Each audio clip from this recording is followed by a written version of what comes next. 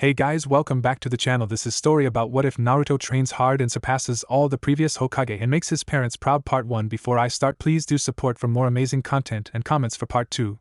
Do consider to subscribe my channel and share my video to your friends and check out the description as well. Let's start the video. 11. December 1296 AS. 7 years old Naruto Uzumaki was grumbling to himself while rifling through the stuff in the storage room of the Hokage tower. Really, why did his G-san have to punish him for a harmless, little prank? Given it was the 7th this month and he got off the other times, he could admit to himself that he might have deserved it a little bit. However, clearing up the storage room was much too cruel, at least in Naruto's humble opinion. And anyway, what was he supposed to do all day? It was still over half a year until he could enroll at the Shinobi Academy. Naruto is an orphan. Both his parents perished in the Kyuubi attack 7 years ago, and for some reason people didn't like him. He didn't remember much about his first 6 years spent in one of Konoha's orphanages. After the incident on his 6th birthday, his G-san gave him an apartment and a stipend to live on. At first, he had been ecstatic. After all, the matron never really allowed him to go into the village. Reality caught up with him all too soon. Cleaning and cooking all on his own was not fun at all. Worse yet, the children at the various parks didn't play with him, on the insistence of their parents, and the only adults that treated him nice, aside from a few shinobi, were the owner of a ramen stand and his daughter. The one bright spot was Koto-chan, who came by once in a while to spend some time with him, and even brought along fresh groceries and her very own homemade cooking. All this led to his current predicament. Being a bored 7-year-old, with too much energy, he started pranking people. His targets were mostly people who treated him badly, i.e. shop owners that overcharged him, or were generally meanies. Naruto had tried to get into the library a few times, since reading was one of the few pastimes that didn't require friends. However, the librarian didn't like him either and had chased him out, hence his desire to prank him. It was only thanks to his G-san that he was even able to read and some anonymous benefactor that left behind books in his apartment. Back to Naruto, he was currently trying to rearrange a few scrolls containing old academy texts in a rack. Being only 3 feet 11 inches tall, he used a small chair to reach the higher compartments of said rack. When he was almost finished with his task and tried to put the last scroll on the rack, he leant forwards and his right foot slipped from the edge of the chair. Stumbling right into the rack, he was lucky that it didn't topple over. However, as he grabbed onto the next best thing, that being the bottom of a compartment, the thin wood panel broke and Naruto fell to the ground in a heap. Having his unlucky day, a heavy wooden box that was being stored in the broken compartment came flying and hit him right on the head. Naruto rubbed the foaming bump on his head, glaring at the, according to him, stupid box. His annoyance came to a halt when he saw the kanji for 4 in big yellow scripture on top of the box. Naruto's face changed to a big smile. This box must belong to Yondaime, he thought excitedly. Naruto had read all about Konoha's Hokage and his G-san had told him a few stories about them, since he had known all of them. For Naruto, the 4th Hokage was quite the hero, having saved the village multiple times. Naruto picked up the heavy box, but scratched his thumb open on a splitter of the slightly damaged box. He suckled on it to nurse the pain and then picked up the box again to put it back on the rack. As soon as his bloody thumb touched the box, the yellow letters started to glow, and with a quiet click the cover of the box lifted itself a little. Naruto froze for a moment, but then his curiosity got the better of him. Glancing around the storage room, he reassured himself that he was still alone and lifted the cover off completely. The first thing he noticed was a 3-pronged kunai with weird markings on the hilt. Naruto picked up the kunai and marveled at the weapon once wielded by a Hokage. Seeing multiple scrolls, he picked up the first and unrolled it. Birth certificate. Birth in the village hidden in the leaves, Konohagakure no Sato, registered by Sandaime Hokage, Hiruzen Sarutobi. Child. Date of birth, 10. October 1289. Name Naruto Namikaze. Sex male. Parents, father. Name and surname Minato Namikaze. Profession or occupation Yondaime Hokage. Age 21. Birthplace Konohagakure no Sato. Mother. Name and surname Kushina Uzumaki. Profession or occupation Elite Jonin. Age 21. Birthplace Yuzushiogakure no Sato. Witness. Name and surname Kakashi Hataki. Profession or occupation Shinobi of Konohagakure no Sato. Naruto stared wide-eyed at the document in his hands. Uzumaki Kushina? He asked himself. His eyes darted around the room, making certain that he was still alone. He threw the scroll back into the box, placed the lid on it, picked it up and rushed out of the Hokage tower towards his apartment. Back in his apartment, Naruto sat on his bed, the box on his lap but unable to open it again. Looking at it with a confused expression, he noticed the tiny red smear on the lid and remembered his injury. Unfortunately, his thumb had already healed, so he bit down on it until the skin broke and smeared a little blood over the box again. This time, the lid came off without resistance. He grabbed the birth certificate again, and just stared at it. He couldn't believe what he was reading. Why had nobody told him about his parents? His G-san had to know this. His signature and the Hokage's stamp was on the document. Shoving his questions back for later, he grabbed the next scroll and opened it. Naruto, I don't know where to begin, to be honest. When you read this, it means that Hiruzen has told you about your lineage. My original was just stabbed through the chest while sealing the QB and created me, a shadow clone, to write this letter for you. However, since my original is probably dead by now and my chakra is very limited, I'll act as original for the time being. My name is Minato Namikaze, the Yandame Hokage. I don't know what Hiruzen told you about the night the QB attacked, so I'll write a little about that, in order for you to understand my actions. Your mother was the second Jinchuriki of the QB, and the most beautiful woman I have ever known. Unfortunately, we were attacked by a masked man with the Sharingan the night you were born, a man who wanted to set the QB free. Long story short, we were taken by surprise and the QB was ripped from your mother. A Jinchuriki can't survive the extraction of its prisoner, and even the fabled Uzumaki longevity wouldn't have been able to save your mother. I am uncertain whether Hiruzen has told you about your burden or not. Therefore, I'll give you some information first. You must understand that Biju, such as the QB no Yoko, can't die. They're giant masses of chakra, given conscience. The first Hokage Hashirama Senju subdued the QB during his fight with Madara Uchiha, and with the help of his wife Mito Uzumaki, sealed it away. Mito was the Jinchuriki of the QB before your mother. The weaker Biju can be sealed in objects for a few years before they break out, the stronger, however, need human jailers. Due to political reasons, Hashirama captured the other 8 Biju and gifted them to the various villages as a sign of goodwill and peace. It obviously didn't work that well. Biju are traditionally sealed in babies or young children, although it is not necessary, as the example of Mito shows. When the QB broke loose and rampaged through Konoha, we had to reseal him. As the Hokage, I couldn't ask someone else to sacrifice their baby if I myself wasn't able to do so. There are only so many people I would ever trust to hold the power of a Biju, and I can say without doubt that you're one of them. The seal I used, however, is special.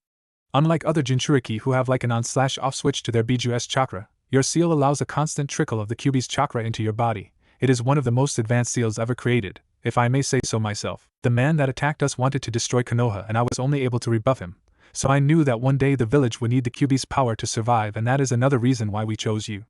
Your mother and I trusted you with this burden because we believe that one day you will be able to control the QB and protect the village we loved. There's no one we would trust more than you, for you are our son, Naruto, and we love you more than anything in the world. Never forget that you are the QB's jailer and not the demon himself. I told Hiruzen that you should be viewed as a hero for what you have sacrificed. I am rambling by now. I guess my chakra is running low, so I'll try to finish this. Due to the special seal, your body should become more acclimated to the QB's chakra. Your mother had always trouble using it, since it hurt her body. It will also give you bigger chakra reserves. It is a shame that I won't be able to teach you anything Sochi. However, one piece of advice: you need to do many chakra control exercises to use your chakra efficiently. It's embarrassing that my only words to my son are about history and technicalities, but I'm certain that your mother will have all the mushy stuff covered. I will seal this letter and your mother's in a box together with some other things. The documents to our bank accounts and our home should be in there. Our home has similar protections to this box, so only you will be able to access it. The house is very secluded, since I needed a lot of space to work on new jutsu and train with my summons. When your heritage is revealed, you could also live in the Senju compound. Tsunade has left the village a few years ago, and isn't even aware of Kushina's pregnancy, since we weren't able to contact her. I can feel my last chakra leaving this body. I want you to know that, whatever you do, your mother and I will be proud of you. Train hard, son, I know that you will become great one day. I hope that Hiruzen, Jiraiya and Kakashi took good care of you. With all my love, Minato Namikaze, Yandame Hokage. Naruto's hands trembled while tears streamed down his face. He didn't understand everything his father, or rather his father's clone, had written. Apparently, he had the QB sealed inside of him, however that worked, and it was the reason the villagers resented him. Naruto wasn't sure what to feel about this, so he rummaged around in the box, looking for the letter his mother had written. Sochi, first, I love you so much. I loved you from the moment I found out that I was pregnant. I'm so sorry that your father and I won't be there for you growing up. I'm sure your father rambled on about the amazing seal he used for the QB and how you're going to be a great shinobi. However, know that whether you become a shinobi or not, we will be proud of you. There are a few things that I need to tell you. As you might know, I was born in Yuzushio-gakure, the village hidden by whirling tides. Yuzushio is rather special, in the sense that its population was made up almost completely by the Uzumaki clan. It is my hope that you can bring our clan back to greatness. You see, a few years after I left Yuzushio to live in Konoha, Yuzushio was attacked and our clan almost completely wiped out. In my lifetime, I tried to find survivors but was without luck. The Uzumaki were a proud clan and famous for their skill in kenjutsu and fuinjutsu. We were closely allied with Konoha, due to the marriage between Hashirama and my grandmother Mito Uzumaki. So, if you decide to become a shinobi, you might want to look into those two ninja arts. There are many scrolls on the history and jutsu of the Uzumaki in our home, so if you are interested, it would be the best place to start. I'm sure that your father rambled about the night we both died. Is it weird to write about my original's impending death? However, you must be quite angry at us, due to our actions and the fact that your inheritance and the knowledge about your parents was kept from you. Your father's clone informed Hiruzen about everything and asked him to keep you safe and your lineage hidden until you are ready to defend yourself. Both me and your father made many enemies in our life. IWA in particular would love nothing more than to remove the name Namikaze from this world. For all this, I want to apologize and hope that you can forgive us. I feel my end coming, so here's some last advice. Naruto, don't be picky, eat lots and grow strong. Make sure that you bathe every day and stay warm. Also, don't stay up late, you need lots of sleep. And make friends. You don't need a lot of friends, just a few. Ones you can really trust. I wasn't very good at it, but keep up with your studies and practice your ninjutsu hard. Remember that everyone has strengths and weaknesses, so don't get too depressed if you can't do something well. Respect your teachers and upperclassmen at the academy. Oh, and this is important, it's about the 3 prohibitions for a shinobi. Be extra careful about lending and borrowing money. Put your mission wages into your savings account. No alcohol until you're 20. Too much can ruin your health, so drink in moderation. Another prohibition is women. I'm a woman, so I don't know too much about this, but all you need to remember is that this world is made up of men and women, so it's only natural to take an interest in girls. But just don't get hooked on bad women. Find someone just like me. Speaking of the 3 prohibitions, be wary of Jiraiya. You know Naruto, from now on, you're going to face lots of pain and hardship. Be true to yourself. Have a dream and have the confidence to make that dream come true. There's so much, so much more that I want to pass on to you. I wish I could stay with you longer. I love you. Kushina Namikaze. Hiruzen Sarutobi, Sandaime Hokage of Konohagaku no Sato sat in his office gazing into his crystal ball with a frown on his face. He could only hope that he did the right thing by leading Naruto to his inheritance. This last year he had been forced to watch the young boy turn from an inquisitive, curious, and exceedingly bright child into a parody of itself. All due to the behavior of the very people he had served for close to 5 decades, not to mention the boy's own service, although unknown to him until now. Hiruzen could tell himself all day that his actions were for the good of Naruto, but at the end of the day he was the Hokage, and he could not allow an asset like Naruto wither away. If certain people got wind of what he did, he might get into trouble. Not that anyone could touch him, but it would be quite annoying having to explain himself. He decided to keep an eye on Naruto, at least for next few days, and make sure that he didn't shout S-class secrets from the Hokage monument. 12. December 1296. Naruto woke with a start. He had cried himself to sleep the previous night, clutching his parents' letters to his chest. Naruto wasn't sure what he should feel. On one hand, his parents were the reason that villagers didn't like him and he couldn't make friends. Due to said treatment, however, Naruto grew up faster than usual, and understood that what his father did was necessary. There were only 2 things he was certain of at the moment. 1. He was going to find the masked man and make him pay. 2. He wanted to visit his parents' house, the home he should have grown up in. After a delicious cup of instant ramen, he made his way to the Hokage monument. According to the scroll his parents left him, their house was located near a small lake behind the monument. The first thing Naruto noticed after entering the house was the dust everywhere. Making his way through the different rooms, he explored what should have been his childhood home. Tears sprang to his eyes on multiple occasions. The first time he saw a photograph of both his father and mother, the room they had prepared for him, or how there were still dishes in the kitchen sink, as if someone would come back at any moment to wash them. The 2-story house had a kitchen, dining room, living room, and a small bath on the first floor. On the second floor, there were 3 bedrooms, another bath, and the library, connected to an office. After having explored the house for almost an hour, Naruto spent the rest of the morning in the library. The first thing he did was looking for the scrolls his mother had mentioned. He wanted to know more about his family, the only thing he ever craved for more than ramen. When lunchtime rolled around, Naruto ignored the rambling of his stomach and decided that he would have an extra-large dinner instead. Having read about the Uzumakis for 3 hours already, he decided that he should check what else there was to find. 5 hours later, Naruto was amazed by what he found. Apparently, his parents had put a lot of work into amassing knowledge.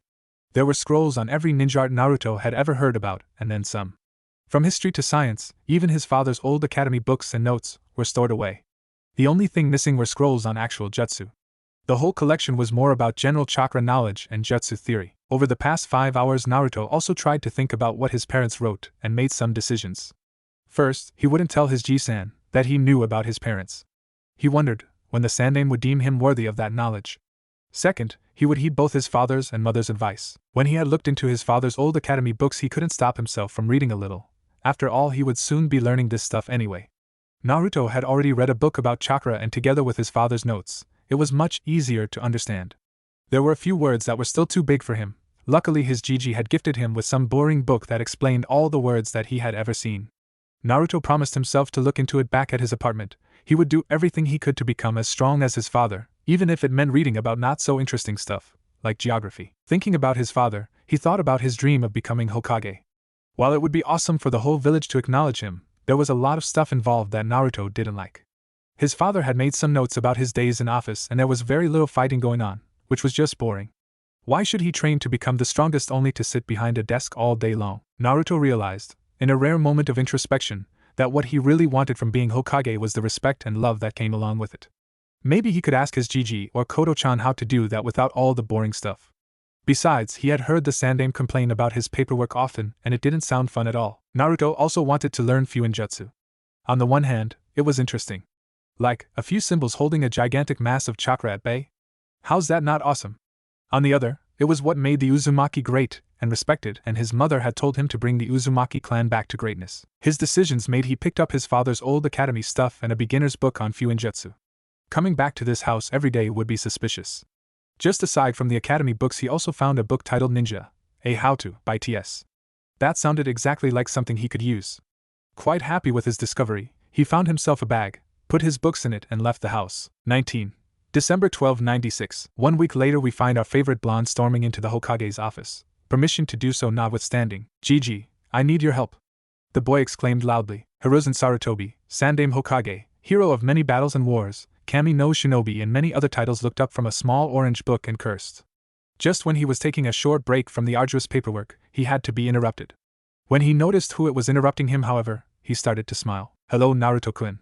Tell me, what can I help you with? Naruto started to fidget under to Hokage's gaze. He hadn't planned what to say exactly to his Ji-san, in order not to arouse suspicion. Well, you see, Gigi, I want to become a shinobi, and I heard that shinobis need to eat healthy food and such, but I have a problem. The merchants only sell me bad things, and it's like super expensive.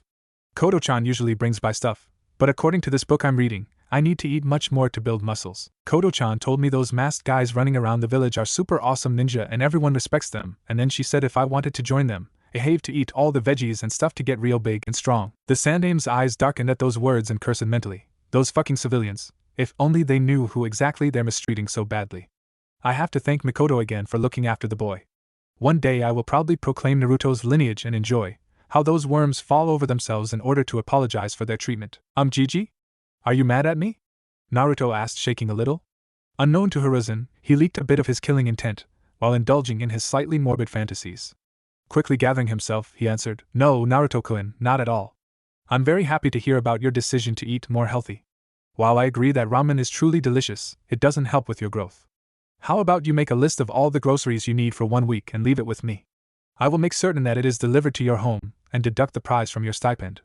If you want to make changes, just bring me a new list, alright? Naruto's eyes lit up and he flung himself at the Hokage. Thank you, Gigi, that's awesome. One more thing. See, I wanted to prepare for the academy, since I start in half a year. But I can't buy any shuriken or kunai. And when Koto-chan comes by, she always makes scrolls go poof and stuff pops out. I never really cared cause you know how her food is awesome and distracts me, but yesterday I asked her, and she told me it's called Fuinjutsu, and I really want to learn that, cause you know I could take awesome Koto-chan food on missions, so I need supplies for it. Can you help me? Alright, I will help you, Naruto, the Sandaime declared with a smile on his face.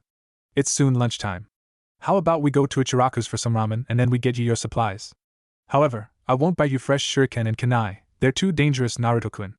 I'm sure some of my ANBU have leftovers that they don't need anymore, you can practice with them. Fuinjutsu is indeed a very interesting branch of the ninja arts. If you need help with it, you can ask me. Now, before we go, please wait outside my office, I need to talk to someone quickly, alright? Hi, Gigi. Naruto exclaimed loudly, jumping from Hiruzen's lap and dashing towards the door. Once the door was closed behind him, the Sandaime turned towards the dog-masked ANBU hidden in one of the corners. Inu, you will be responsible for Naruto's groceries, and the next time you come across Mikoto, please give her my thanks. Hi, Hokage-sama, Inu replied. Very well. If you wish, you may help Naruto-kun from time to time. His new interest in ANBU is cover enough. It'll be your job to buy his groceries, and I'm certain you'll find some old kunai and shuriken in ANBU headquarters. When you're on missions, I think Itachi-kun has a sweet spot for Naruto. Ask him to buy the groceries in your absence. Hi, Hokage-sama. 14. April 1297. The next 4 months were probably the best in Naruto's short life. New Year came and went and Naruto kept studying and reading the scrolls he got from his parents' library. He used his time for useful stuff and didn't waste whole days away being bored. Plus, he made many different foods. While ramen was still on top of the ranking, sometimes it was a little much, and he came to enjoy having a decent breakfast. Whenever the weather allowed it, Naruto sat on a tree in one of the rather secluded training grounds working on something. He was breezing through the academy curriculum. Admittedly, he wasn't able to remember everything he read and learned, but he was simply not that interested in geography. History was somewhat interesting, at least reading about the previous Hokage and the Shinobi world wars, and by now he knew that math was a big thing with Fuinjutsu, so he tried his best. To his consternation, Naruto realized quite early that Fuinjutsu was very time-consuming. Before he could even start working on seals, he had to better his own handwriting. The one positive thing he got out of it was that he definitely became more patient. While he could not work on seals himself, he was still able to read the theory, which was very interesting, although there were some bigger words he didn't quite grasp. Fortunately for him, he had his G-Sen for help and on some occasions even the nice dog Master Anbu whom he had seen around a few times before and quickly dubbed Inu and I. It was also quite interesting to see how everyday things for Shinobi were actually quite complex in Fuinjutsu terms. For example, storage scrolls, while widely utilized, were quite complex. Creating a pocket dimension, one of the words his G-San had helped him with, was not as simple as Shinobi made it out to be and actually quite advanced for Fuinjutsu work. The book Ninja, a how-to, was one of his most prized possessions. It explained almost everything that was relevant to the training of a shinobi, from workout to nutrition, the better-known ninja arts, and generally what it meant to be a ninja. While reading about weight training, Naruto also made the discovery that he should stay away from it, at least until his teenage years. Apparently, it was quite dangerous and could harm growth and bone structure if he went overboard with weights. Therefore, he only worked with his own body weight, meaning push-ups, sit-ups, and the like. If he was honest with himself, he didn't really see the results of his training, but was determined to keep at it. The few things he had trouble with were his bukijutsu and chakra control. Throwing shuriken and kunai without proper instruction was quite troublesome, he soon realized. Instead of asking the Sandaime for help, he decided to just wait until he started at the academy, and use his time to learn the other stuff he would need. He didn't give up on his chakra control, however. Unlocking his chakra went without trouble, but afterwards, he seemed to be stuck. Being completely unable to keep a leaf anywhere on his body since it just blew away every time he tried it, he looked into other exercises. 1 month later, Naruto was running up and down the trees in his chosen training ground. He realized that his problem with chakra control was the exact opposite to other ninjas. Other ninjas worked from using the smallest amount up to higher amounts, since with exercises their chakra reserves also expanded. Naruto already had quite big reserves, so he had to start on a more chakra-consuming exercise and work his way down. Since learning tree walking, or more exactly sticking to a surface, Naruto tried the leaf exercise with different things. He started out with pebbles, since those should withstand more force than a leaf and not just blow away. To Naruto's delight, his self-invented exercise worked quite well. He was certain that within the next 2 months, he would be able to do the normal leaf exercise. It was in the middle of April, when things started to get even better for Naruto. He was sitting on his usual branch on his usual tree in his usual training ground, when he heard something land in front of him. Startled by the sudden sound, Naruto looked up from his scroll and the person in front of him, who seemed eerily familiar. He looked rather young, in his early teenage years maybe, with black hair and a ponytail and standard ANBU gear. "Hello Naruto-kun, what are you doing here?" Recognizing the monotone voice for one of the ANBUs that protected him once, Naruto's face lit up. "Weasel-chan, shouldn't you wear your mask? I'm currently off duty and as such, please call me Itachi," the now identified you said, with a slight ticking mark forehead, being offended by the chan suffix. "Okay. Well, I'm learning to become a great ninja. Just wait, I'll have a cool mask soon enough." "So, you want to become an ANBU Naruto-kun? That's quite the ambition. If you need any help, feel free to ask me," Itachi said, in the same monotone voice. "Really? That would be so awesome. Can you show me how to throw kunai and shuriken, and can you show me some taijutsu? Oh, and you must know some super cool ninjutsu too, please?" Naruto said, masterfully executing a puppy eyes no jutsu without the use of hand seals. Itachi's eyes widened slightly and he staggered back on the tree branch. "Okay, I'll help you, but only if you promise never to do that again," Itachi said, fear creeping into his voice. Naruto jumped up from his previous position, being on his knees with his hands together as if in prayer. He lost his footing, however, and dropped from the branch face planting into the forest floor. Sighing to himself, Itachi thought, "He can use my help. Sasuke and Izumi have Two-san and Ka-san to help them, and anyway, I owe it to Kushinobu-san for babysitting me." He jumped down from the tree, landing right in front of an unresponsive Naruto. "Alright, listen Naruto-kun. I will help you, however, in exchange you have to follow my orders without complaint. Naruto groaned audibly before lifting his head from the forest floor. Okay, Itachi and I, let's start, was the rather unenthusiastic response. Alright, first off, I won't teach you any ninjutsu or genjutsu until you start at the academy, and even then, only the standard academy jutsu. I will help you with recognizing and breaking enemy genjutsu though, Itachi said, ticking of his finger. But Nai-san. Ignoring Naruto's outburst, he continued, second, I will teach you the academy taijutsu, since it's useful knowledge for every shinobi of the leaf. Although many clan members use their own taijutsu, there are many shinobi relying on the leaf's general style. Knowing the style means knowing how your future teammates will fight, means you will be anticipate their attacks and help accordingly. Third, I don't have much time due to my ANBU responsibilities. If I'm available, I'll meet you here. If you're not here, I won't go looking for you. Do we have an agreement? Hi. So, with what do we start? Joint training, evasion and bukijutsu. Itachi answered and threw a blunt kunai at Naruto, who dodged the offensive item in the nick of time with an indignant outcry, right before he blanched at the multitude of shuriken and kunai flying at him. 11.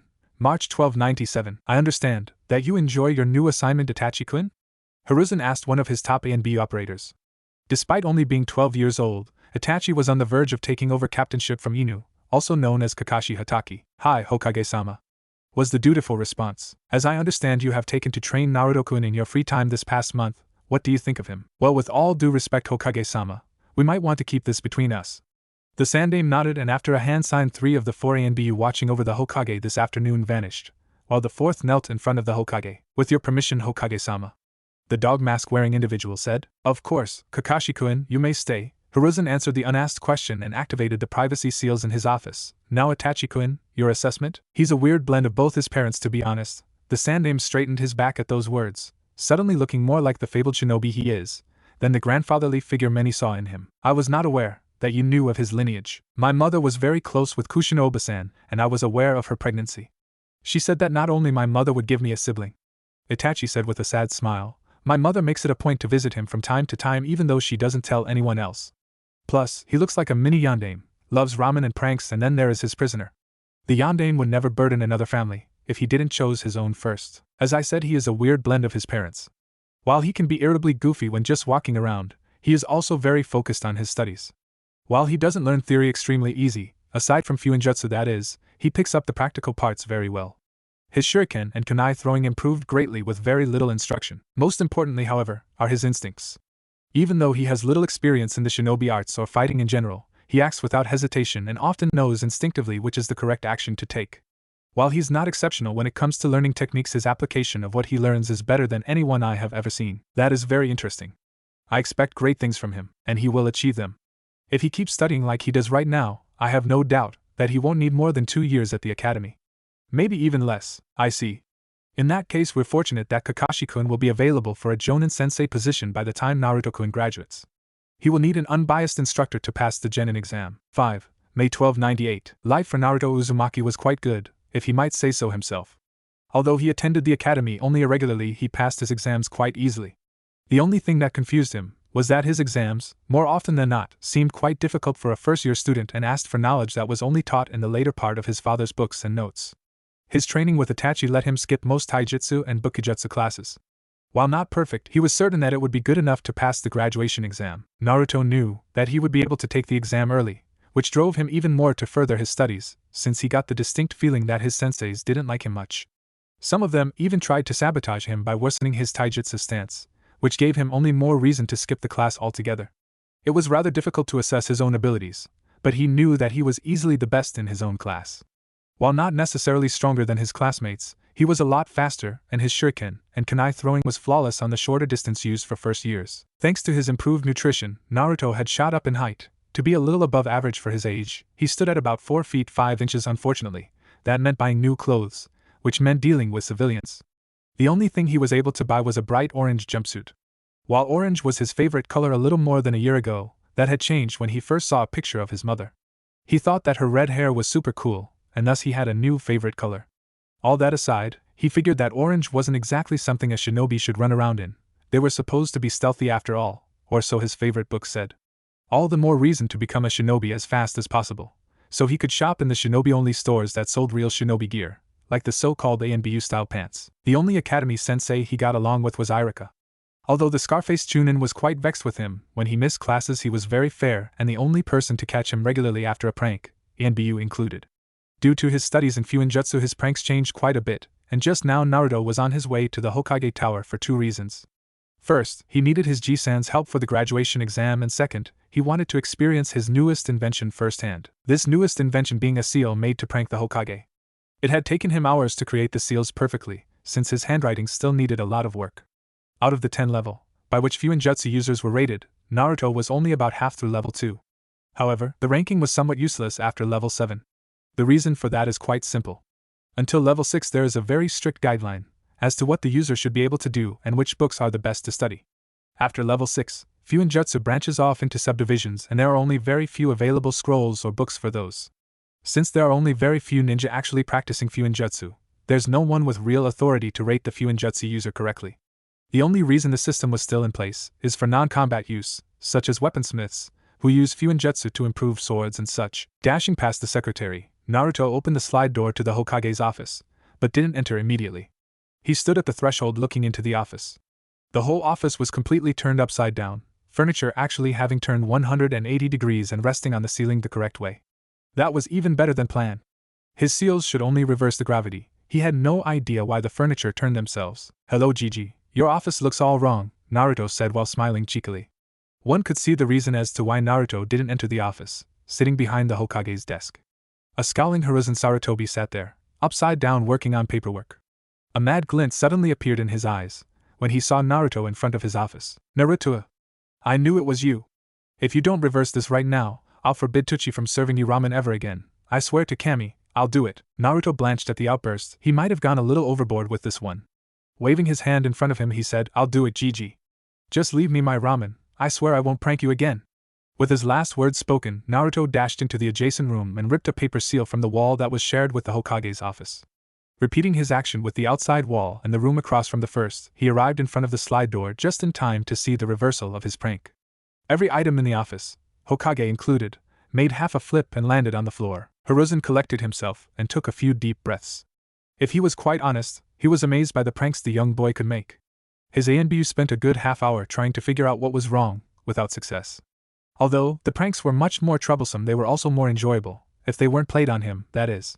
He still wasn't certain whether he should regret the day he bought Naruto his Fuinjutsu equipment, or not. "Naruto-kun, were you only here to see the results of your latest prank, or is there another reason? While we're at it, how did you do that?" the Hokage asked, raising his voice a little at the end. Naruto grinned cheekily while answering, "Well, it was part of the reason I wanted to come by. I didn't expect the furniture to turn, to be quite honest. As to how I did it, I simply reversed the effects of a gravitation seal. As you know, increasing gravity is quite simple and doesn't take much chakra. The opposite, however, let's just say it's fortunate that I got so much chakra. The seal's effects would have reversed on its own quite soon, I guess. As to the other reason, I actually need your help, Gigi. You play a prank on me and then dare to ask for my help? Give me a reason to actually help you." "Well, I'm certain I can do even more annoying thing with seals," Naruto answered grinning. "Plus, I actually didn't expect to need your help. Itachi and I has almost no time for me anymore. Ever since he was made ANBU captain he had less and less time." The Sandaime nodded to himself. Although the reason for Itachi's absence was more related to the issues with his clan, rather than his position, Naruto was right. "Alright Naruto-kun, what do you need help with?" "Well, you see, I actually want to take the graduation test this year. I mean, I have 3 tries and maybe I'll be able to do it. I actually suspected that you might try, but I don't see a problem with that." "Well, I know I'll pass Taijutsu and Bukijutsu and the written test should be possible, but I can't get this stupid clone jutsu to work. Henge and Kawarimi are super easy, but this stupid clone is always dead," Naruto said, his voice laced with annoyance. "Have you tried using more chakra, Naruto-kun?" "Of course, but they get even worse then," Naruto answered grimacing. "He has too much chakra and not good enough control to make a simple illusion then," Hiruzen mused. "I believed Kushina had the same problem. What to do though?" "Gigi, I'm sorry Naruto-kun, I was just thinking about the problem and I might have a solution. You see, it's quite possible that you have too much chakra to make a simple clone. The Uzumaki were quite famous for their large chakra reserves," Hiruzen said. "What do you mean, the Uzumaki? You telling me I have a clan?" Naruto asked, trying to keep the ruse of his ignorance concerning his heritage up. "Sadly, no. The Uzumakis were wiped out at the start of the Second Shinobi World War. It seems that our history classes aren't as good as they should be. You see, the Uzumaki lived in Yuzushiogakure no Sato, and were quite famous for several things.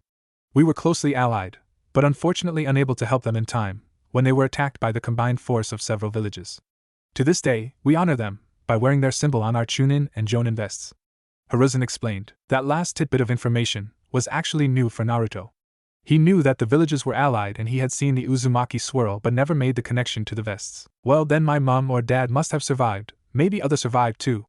I will find them and bring them back to Konoha, Naruto said with conviction in his voice. That is a wonderful goal, Naruto. However, back to your problem. I'm going to teach you a different clone technique. Under normal circumstances, I would never teach this to an 8-year-old, but your chakra reserves should allow you to perform the jutsu. I could teach you the elemental version of the clone jutsu, but I think this one will prove itself quite useful in the future. 14. July 1298. The last 2.5 months before his first graduation exam went by rather swift for Naruto. He was revising the written part of the exam a lot, slacking off in his fuinjutsu studies in exchange. The young blonde usually had a quick workout in the morning, then either went to the academy or studied by himself. In the afternoon, he would work on his Tai and Bukijutsu and finish off with his chakra-controlled training. Naruto strictly followed the advice from his books concerning the physical aspects of his training. His body was still too young for heavy workouts, and combined with Tai and Bukijutsu training, he did easily enough to build some muscle. Today, however, was special. He skipped his morning routine entirely and went straight to the academy. It was after all the day he had his graduation exam. Naruto thought himself more than a little lucky to have met Itachi over a year ago.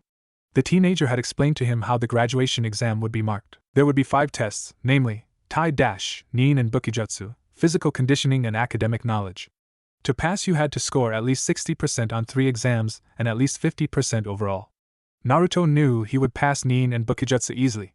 Due to his young age, the physical conditioning and taijutsu exams would be rather difficult, and he was not exactly the most diligent student.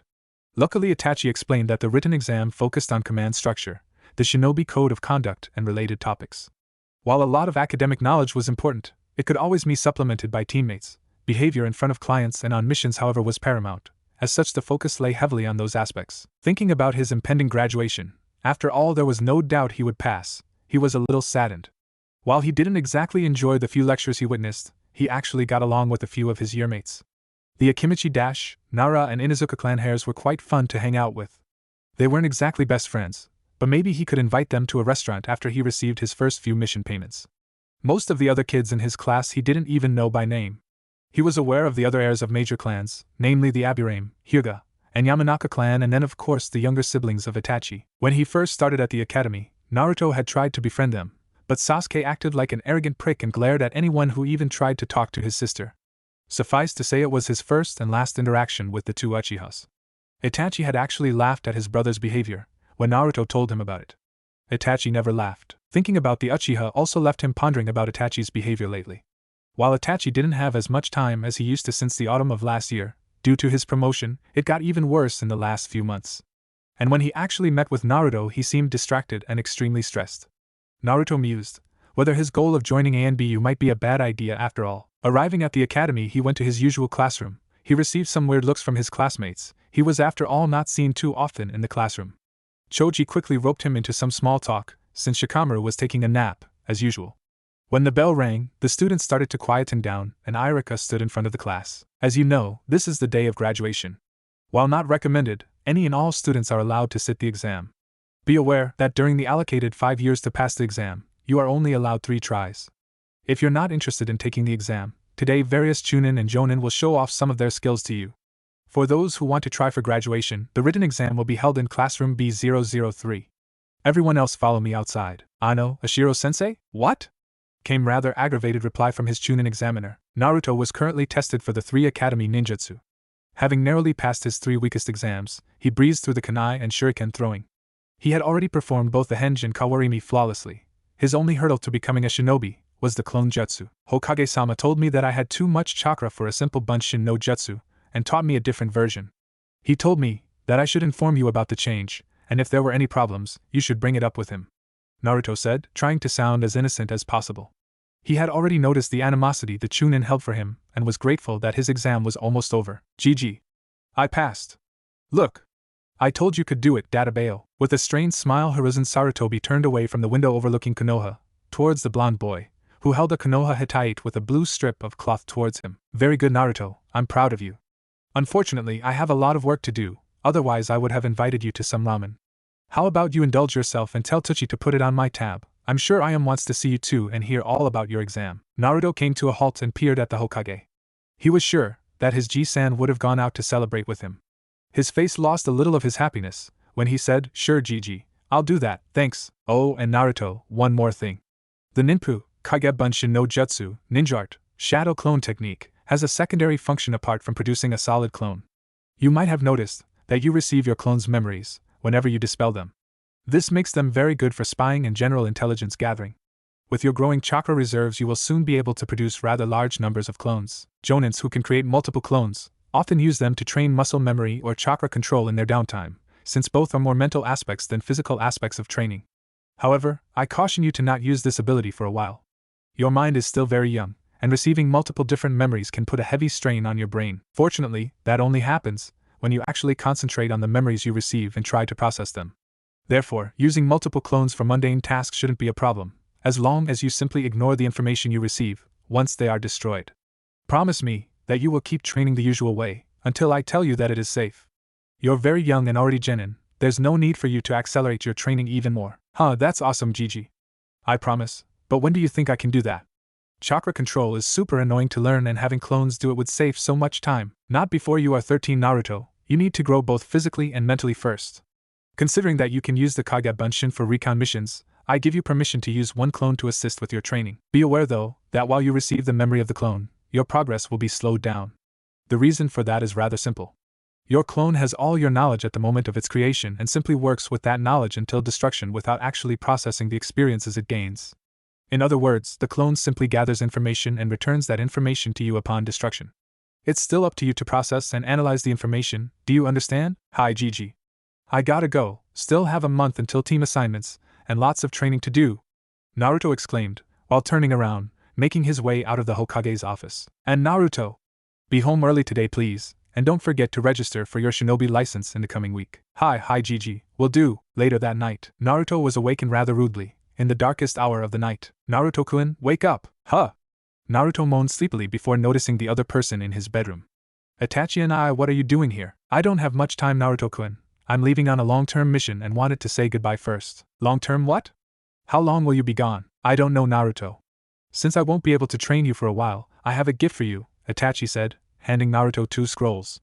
Open them tomorrow. Consider the second a graduation gift. Arigato and Ai-san, I wish I had a gift for you too. There is one thing I would ask of you, Naruto. You're a shinobi of Konoha now. Please watch over my siblings while I'm gone. I promise, Naruto said with determination. Arigato, Naruto-kun. I'm afraid I'll have to leave now. Until next time, and Itachi vanished into the night. Ninja A How To, Chapter 1 Being a Ninja. What does it truly mean to be a shinobi or kunoichi? Different takes on history tell us different stories. It is generally agreed that the Sage of Six Paths made the first steps towards using chakra as it is used today. Over the centuries much changed and even more was forgotten. Too many academy students see the career of a ninja in the wrong light. It isn't some great adventure, either is it some glorious path to riches. Our forefathers taught us that being a shinobi means to endure, to carry the hardships and burdens of our people, to defend them and to carry on doing so against the worst adversaries, whether mental or physical. I believe there is more to it than simply endure, however. I believe it is only in battle that one gets to know himself and those around him. For it is in battle when you have to be honest with yourself to stand against your enemies, to be aware of your strength and your weakness. Being a ninja is path to self-awareness, and there is no friendship that compares to those you forge in battle. While the meaning of being a ninja has not changed much over the years, how to be a ninja has. I have addressed this problem in the introduction already. Our shinobi and kunoichi are becoming lax. Being a shinobi is more than breathing fire or shoot lightning from your fingers. It may appear hypocritical to hear such words from the foremost user of Suiton Jutsu, however there is a place and a time. Ninja once were silent killers, the shadows that strike without being seen. We used to laugh at samurai and their flashy, honorable ways only to become like them. Being a ninja is not honorable, it is not fun, and there is nothing glorious about it. True ninja are those that are not seen, not heard, and most importantly not noticed at all. When trying to achieve a mission goal, always remember, it is best when no one notices what your goal was. There is always more than one way to complete your mission. Choose the most inconspicuous, the one that leaves the least traces, always. 18. July 1298. Despite having just graduated, the next few days were very depressing for Naruto. He spent the morning after his graduation in his apartment, looking at Itachi's gifts. The first was a jutsu scroll for the Shunshin. Naruto bounced around his apartment quite a bit. However, there was also a note attached stating that he should start with water walking before trying the jutsu. Apparently, the jutsu could be quite dangerous when performed with bad chakra control. His other gift was a storage scroll, and when Naruto pushed some chakra into it, a box with 50 new A and BU grade kunai and shuriken popped out. Considering that A and BU only used the best equipment, one could assume that the weapons were quite expensive. Naruto smiled at the added strips of soft leather and the short instruction on how to put the leather on the kunai handle. Naruto had debated with Itachi many times over the last year about how kunai were technically close combat knives, not throwing knives, and apparently, Itachi tried to mock him a little bit about it. Naruto decided to wrap the leather around 10 of the kunai and to use them as actual knives and the rest for throwing. After having eaten a healthy lunch, Naruto decided to visit the Hokage and show him Itachi's gift. That was when he heard the first rumors about the Uchiha massacre. Everyone was saying that Itachi went mad and killed his whole clan. Apart from the fact that Naruto didn't believe Itachi would ever do that, how could a single man wipe out a whole clan? He knew Itachi was super strong, but there were other strong Uchihas for sure. To his utter dismay, he couldn't even ask his Ji-san. The Hokage had absolutely no time for Naruto, due to the massacre and its aftermath. 25. July 1298. 1 week later, Naruto wasn't certain how to feel about Itachi. Although his Ji-san had confirmed that Itachi massacred his whole clan, Naruto didn't believe that Itachi, as the villagers put it, went around the bend. He had visited Naruto on the night it happened, and he seemed quite normal. If he were actually insane, he would have killed Naruto too, anything else didn't make sense. And he left his little siblings alive, so he definitely cared about them. Finally, there was still that nagging thought that even Itachi couldn't kill so many people without being noticed. In conclusion, Naruto really wasn't sure what to think. He decided he would simply ask Itachi himself one day, not even considering that Itachi was now a S-ranked Chunin, and Naruto as a shinobi of the leaf was therefore obliged to kill him on sight. Naruto had also realized that Koto-chan had to have been an Uchiha.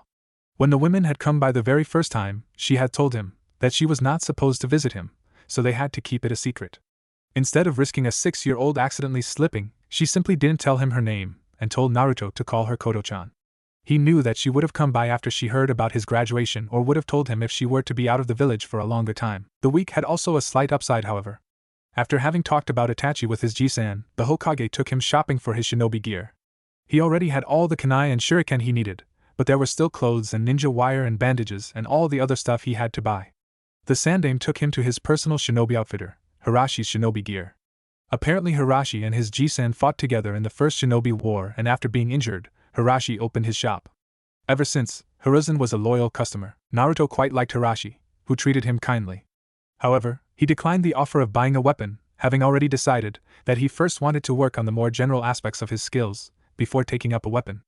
Although Naruto was already certain that he would choose some sort of sword, it was just by far the coolest weapon. Naruto left the store with his Ji-san on his heels and clad in brand new A&BU style pants, meaning black cargo pants with lots of pockets, finished off by bandages around his shins.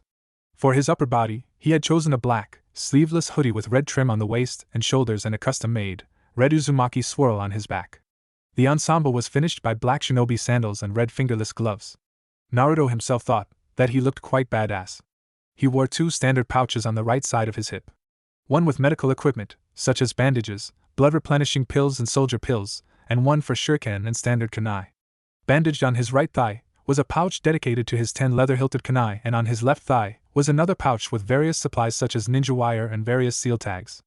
All the pouches being a natural gray color. Having forgotten about his ninja registration, the Sandaime accompanied Naruto to the administrative building. After a quick photograph with his new look, he handed his registration form to the Sandaime and made his way to Ichiraku's.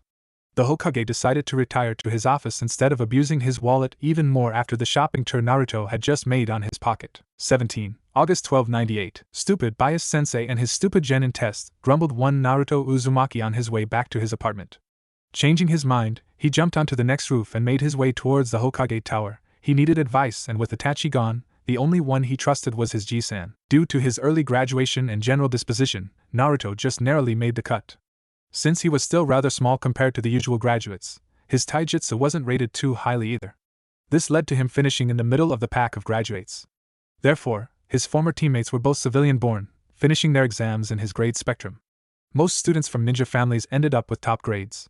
Being only 9, his, now former, teammates didn't take him too serious, and they failed the test set by their Jonin sensei spectacularly. Now, he had 2 choices. Go back to the academy for another year, which seemed rather dull, or join the genin reserves. Joining the reserves meant getting missions from time to time, filling up empty spots on teams.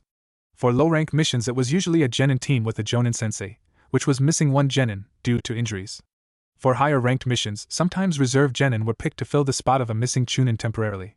However, this also meant that he had no way to participate in the Chunin exams, and getting a field promotion in peace times was a lot more difficult. Therefore, he needed his G-Stan's advice. He would know what was best. Unfortunately, the office was currently occupied by all the Jonin senseis reporting back from their genin tests.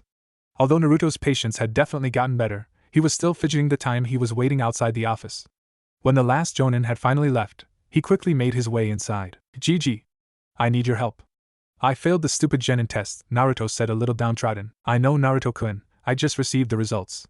I guess you don't know what to do." "Hi, Gigi.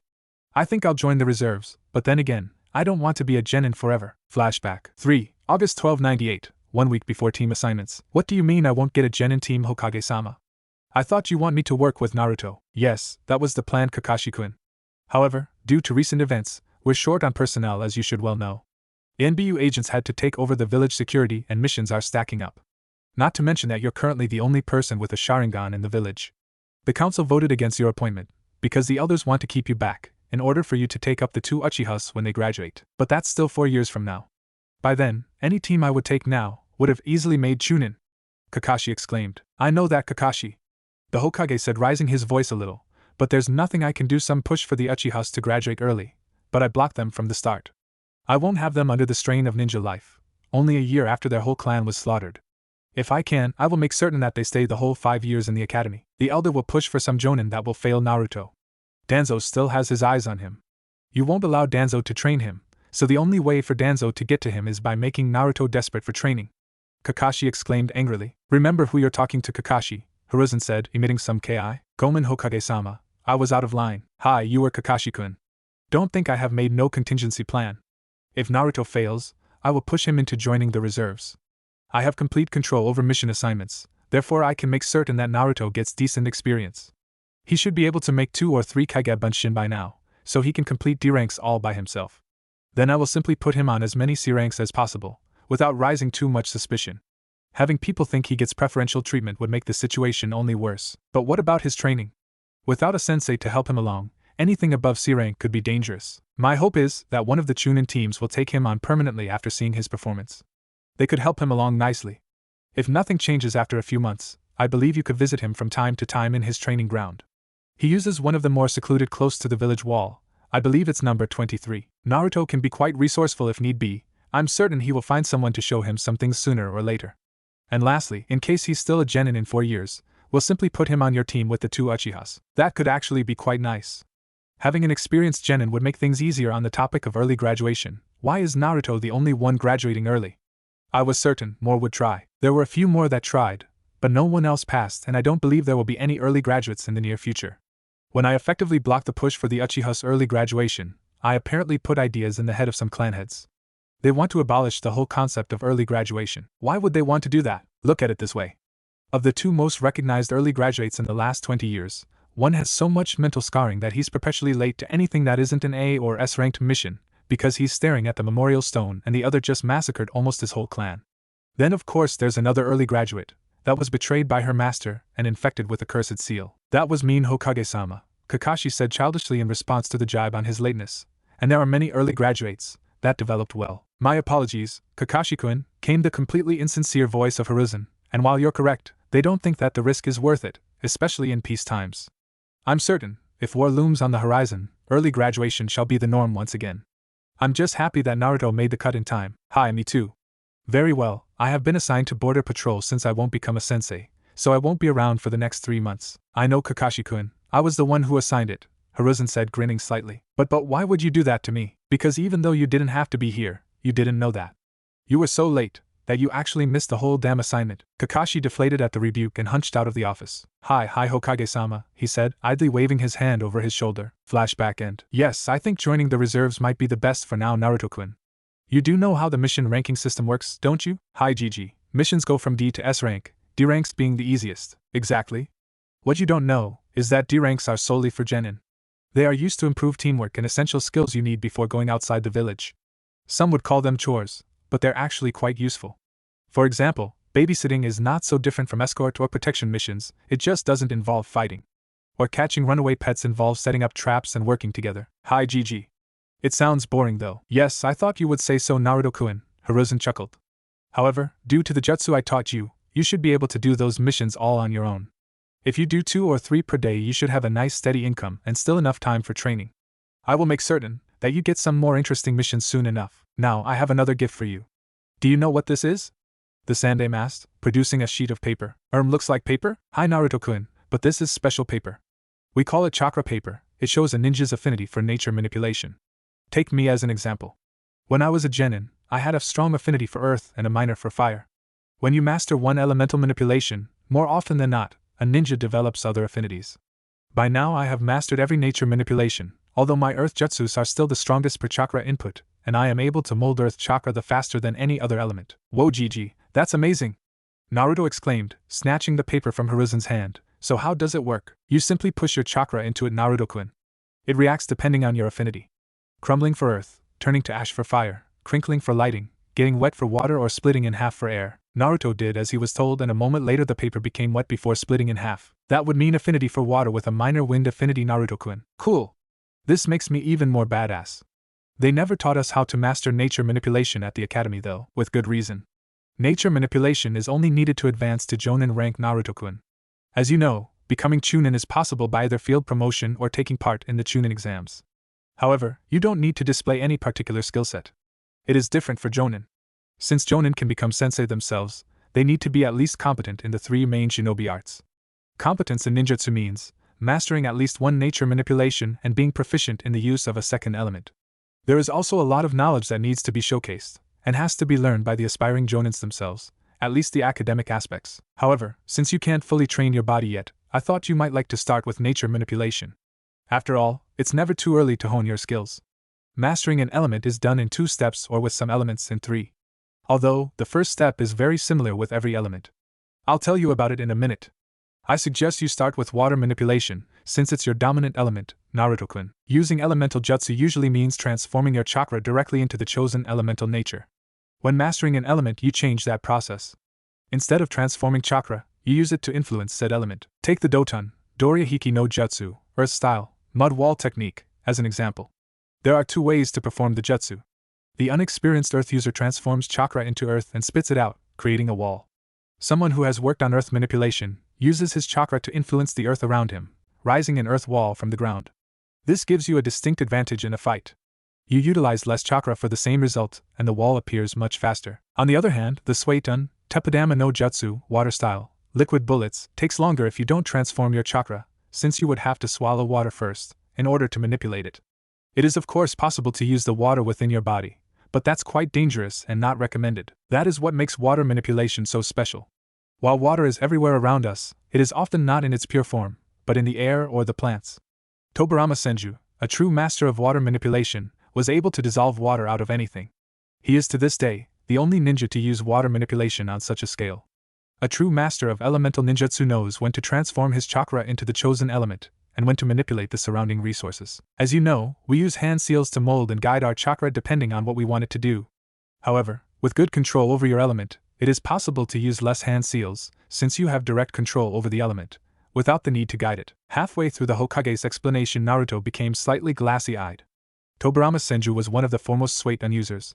At least now I know who the TS guy was that wrote how to ninja. Bringing his focus back on the old man, Naruto heard the end of his monologue. Awesome Gigi, so how does it work?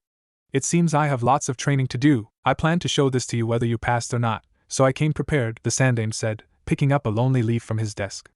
As I said, nature manipulation for every element is very similar in the first step. You try to recreate what happened to the chakra paper with an ordinary leaf. While the goal is to influence, and not create the element in the end, we have to start small. The idea is to do the nature transformation outside of your body. This way you experience the feeling of a chakra-infused element, even though you created it, Hiruzen said, dampening the leaf in his hand with his chakra. Alright Gigi, so I just try to transform my chakra without using hand seals and outside of my body, correct? Exactly Naruto-kun. However, I suggest you first learn a few D or C-ranked water jutsus, to get a feel for your element. I believe the genin part of the Shinobi library contains a few. There might also be some other low-ranked jutsu you want to look into. Remember, it's better to master a few, than being sloppy at many. One other thing. From now on you'll have to buy your groceries again yourself, Hiruzen said. But Gigi, you know the merchants don't like me and don't want to sell me their stuff, Naruto exclaimed a little depressed. Hi Naruto, I know. However, you're a shinobi now. Maybe you should remind those merchants that discriminating and mistreating one of the village's ninja is considered treason. As you know, there's only one punishment for traitors, the Hokage explained. Now, off you go, I have paperwork to finish. Hi, I'll be on my way then. By GG. 18. August 1298. After 1 month of D-rank missions, Naruto had formed the distinguished opinion that they sucked. At first it was somewhat funny to abuse his Kage Bunshins to do the work of 4 ninjas simultaneously. Quickly enough though, the whole thing became repetitive.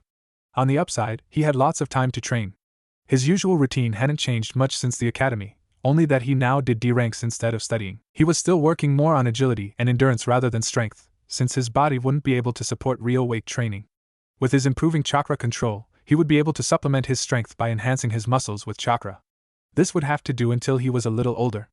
His speed at least was quite respectable by now. His afternoon changed a little bit as well. Instead of doing chakra control for an hour, he let one clone do it the whole afternoon, which actually helped him more, if only by a margin. After lunch, he usually did 1 hour of each Tai and Bukijutsu. He even added the use of ninja wire to his shuriken and kunai throwing repertoire. His taijutsu was still the standard academy style, although he had looked into both his parents' taijutsu scrolls. He didn't want to learn difficult stances from a scroll without supervision. He'd rather learn it correctly the first time instead of going back time and time again, because his balance was off or something like that. In his few taijutsu classes at the academy, he had seen how long it took other students to work out basic mistakes, and he wanted to avoid that at all costs. So he just trained what he knew and hoped that someone could help him soon. By 3 in the afternoon, he usually worked on his jutsu. His clone had become quite proficient at water walking, and by extension, Naruto himself too. After 1 month, he had added a few useful techniques to the standard Academy 3. As his Jisan had advised him, he learned a few Suiton jutsu. He didn't get the scrolls from the Shinobi library, however, but from his parents' personal scrolls. He had discovered the hidden door to his parents' jutsu vault only recently. It was protected by another blood seal hidden in the library. Since both his parents had quite the collection of jutsu for almost any shinobi art, the genjutsu section was rather small. He didn't have time to look through all of them. Naruto had obviously heard of his father's most famous jutsu, the Hiruzen and Rasengan, but knew they were too difficult for him. Having the Sandaime as his role model led Naruto to believe in quality over quantity.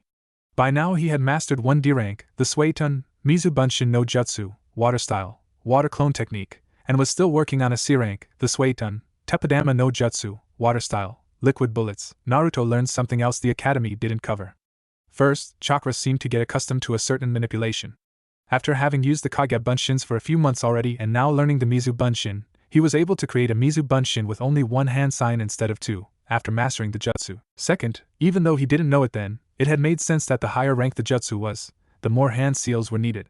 Looking through many jutsu scrolls this month, he had noticed a pattern. D rank, 1 to 2 hand seals. C rank, 3 to 9 hand seals. B rank, 10 to 15 hand seals. A rank, 16 to 24 hand seals. S rank, 25 plus hand seals. Of course, there were inconsistencies, such as his father's ninpu, Rasengan, ninja art, spiraling sphere, which needed no hand seals at all.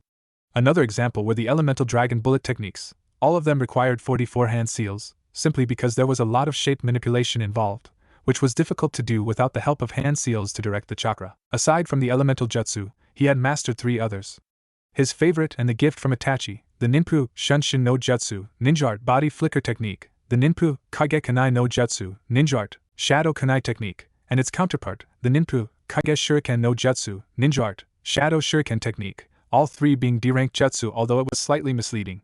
The Shunshin, while simple in a standard application, required quite good chakra control and was very difficult to use in combat situations. Both Kage Kunai and Kage Shuriken had a similar issue.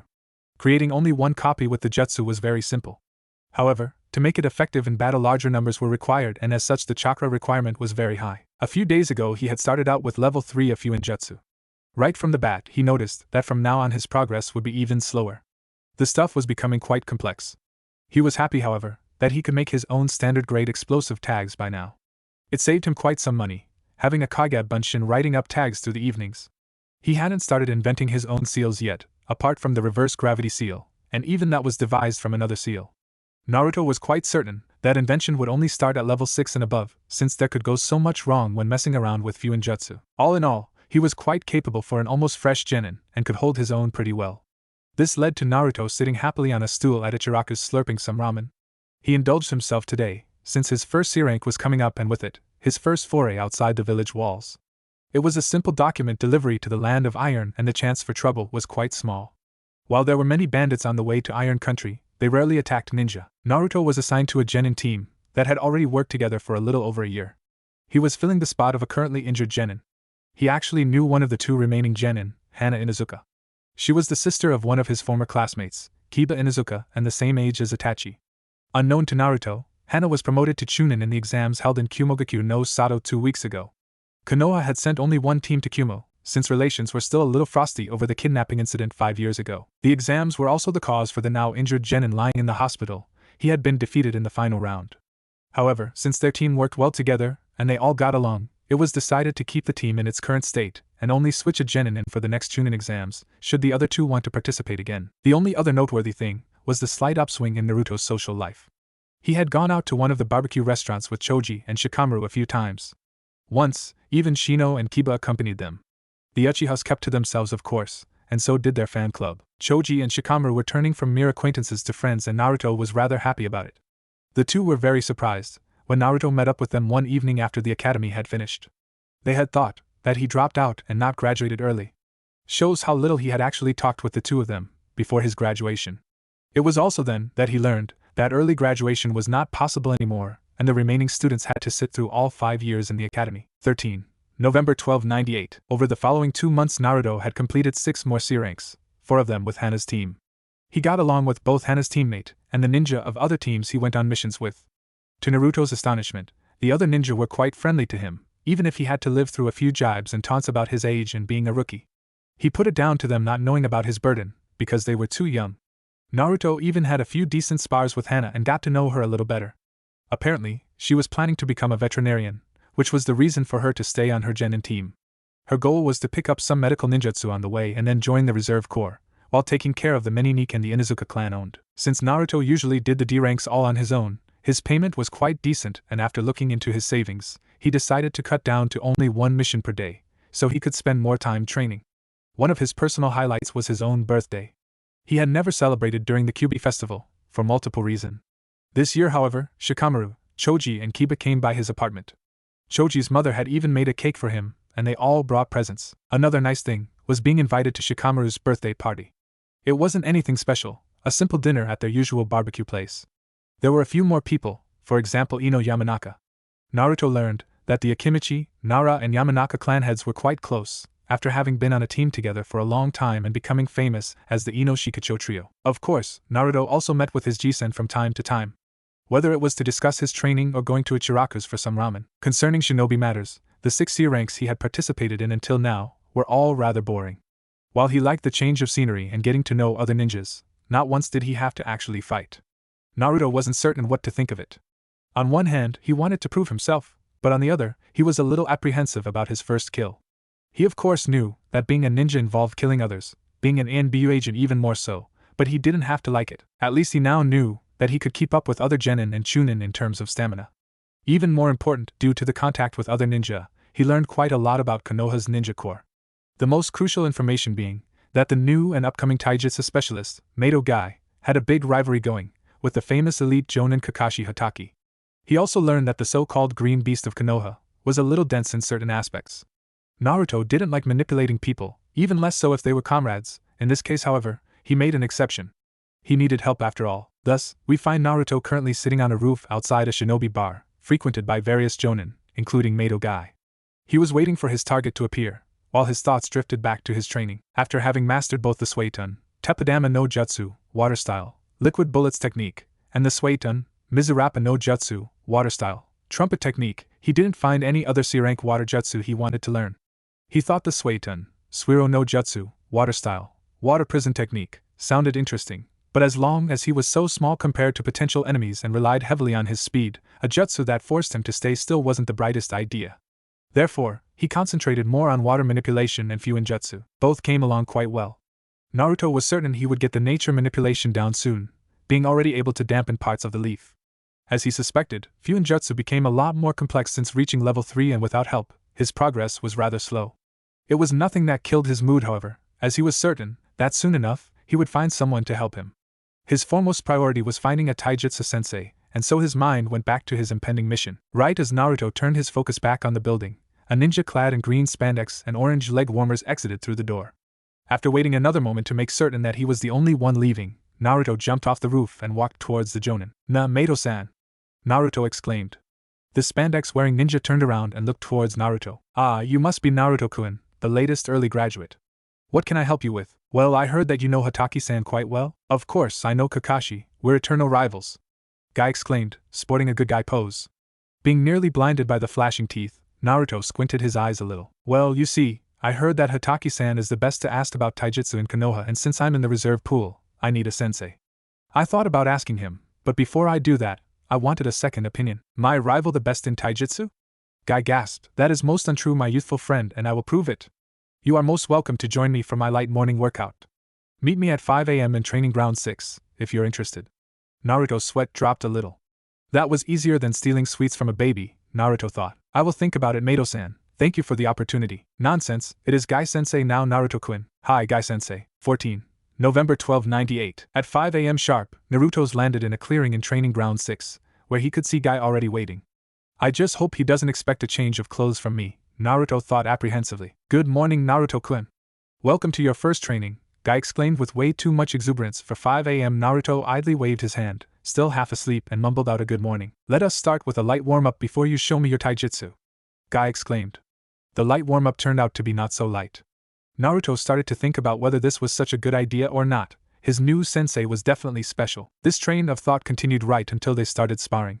He didn't really expect to defeat a Jonin, but it seemed that Naruto didn't pose even the slightest challenge for Guy. You're quite fast, Naruto-kun. How much do you train your body? Guy asked the gasping boy. Thank you, Guy-sensei. I didn't want to do some crazy workout without supervision, so I only run and do stuff with my own body weight. Pull-ups, push-ups, and the like. I wasn't sure when I could start to use weights without hampering my bodily growth, so I don't use them, Naruto said, still catching his breath. Understandable, Naruto-kun. I'm happy that you take care of your body. I suggest that you start using some wrist and ankle weights during your workout. However, only put about 5 pounds per arm and 10 pounds per leg. Using low amounts will not damage your growth, and it is actually more of a stamina training than strength training. Now, however, I think breakfast would be a good idea, Naruto-kun. We can discuss your training in the meantime. Hi, Guy-sensei, where do you want to go? Gigi said ramen for breakfast is unhealthy and I only ever go to Ichiraku's, when not cooking myself. That Naruto was also only welcomed at Ichiraku's and grudgingly allowed at the barbecue restaurant when he went with Choji and Shikamaru, was left unsaid. Follow me, Naruto-kun. 20 minutes later, the two of them sat in a cafe close to the Hokage Tower.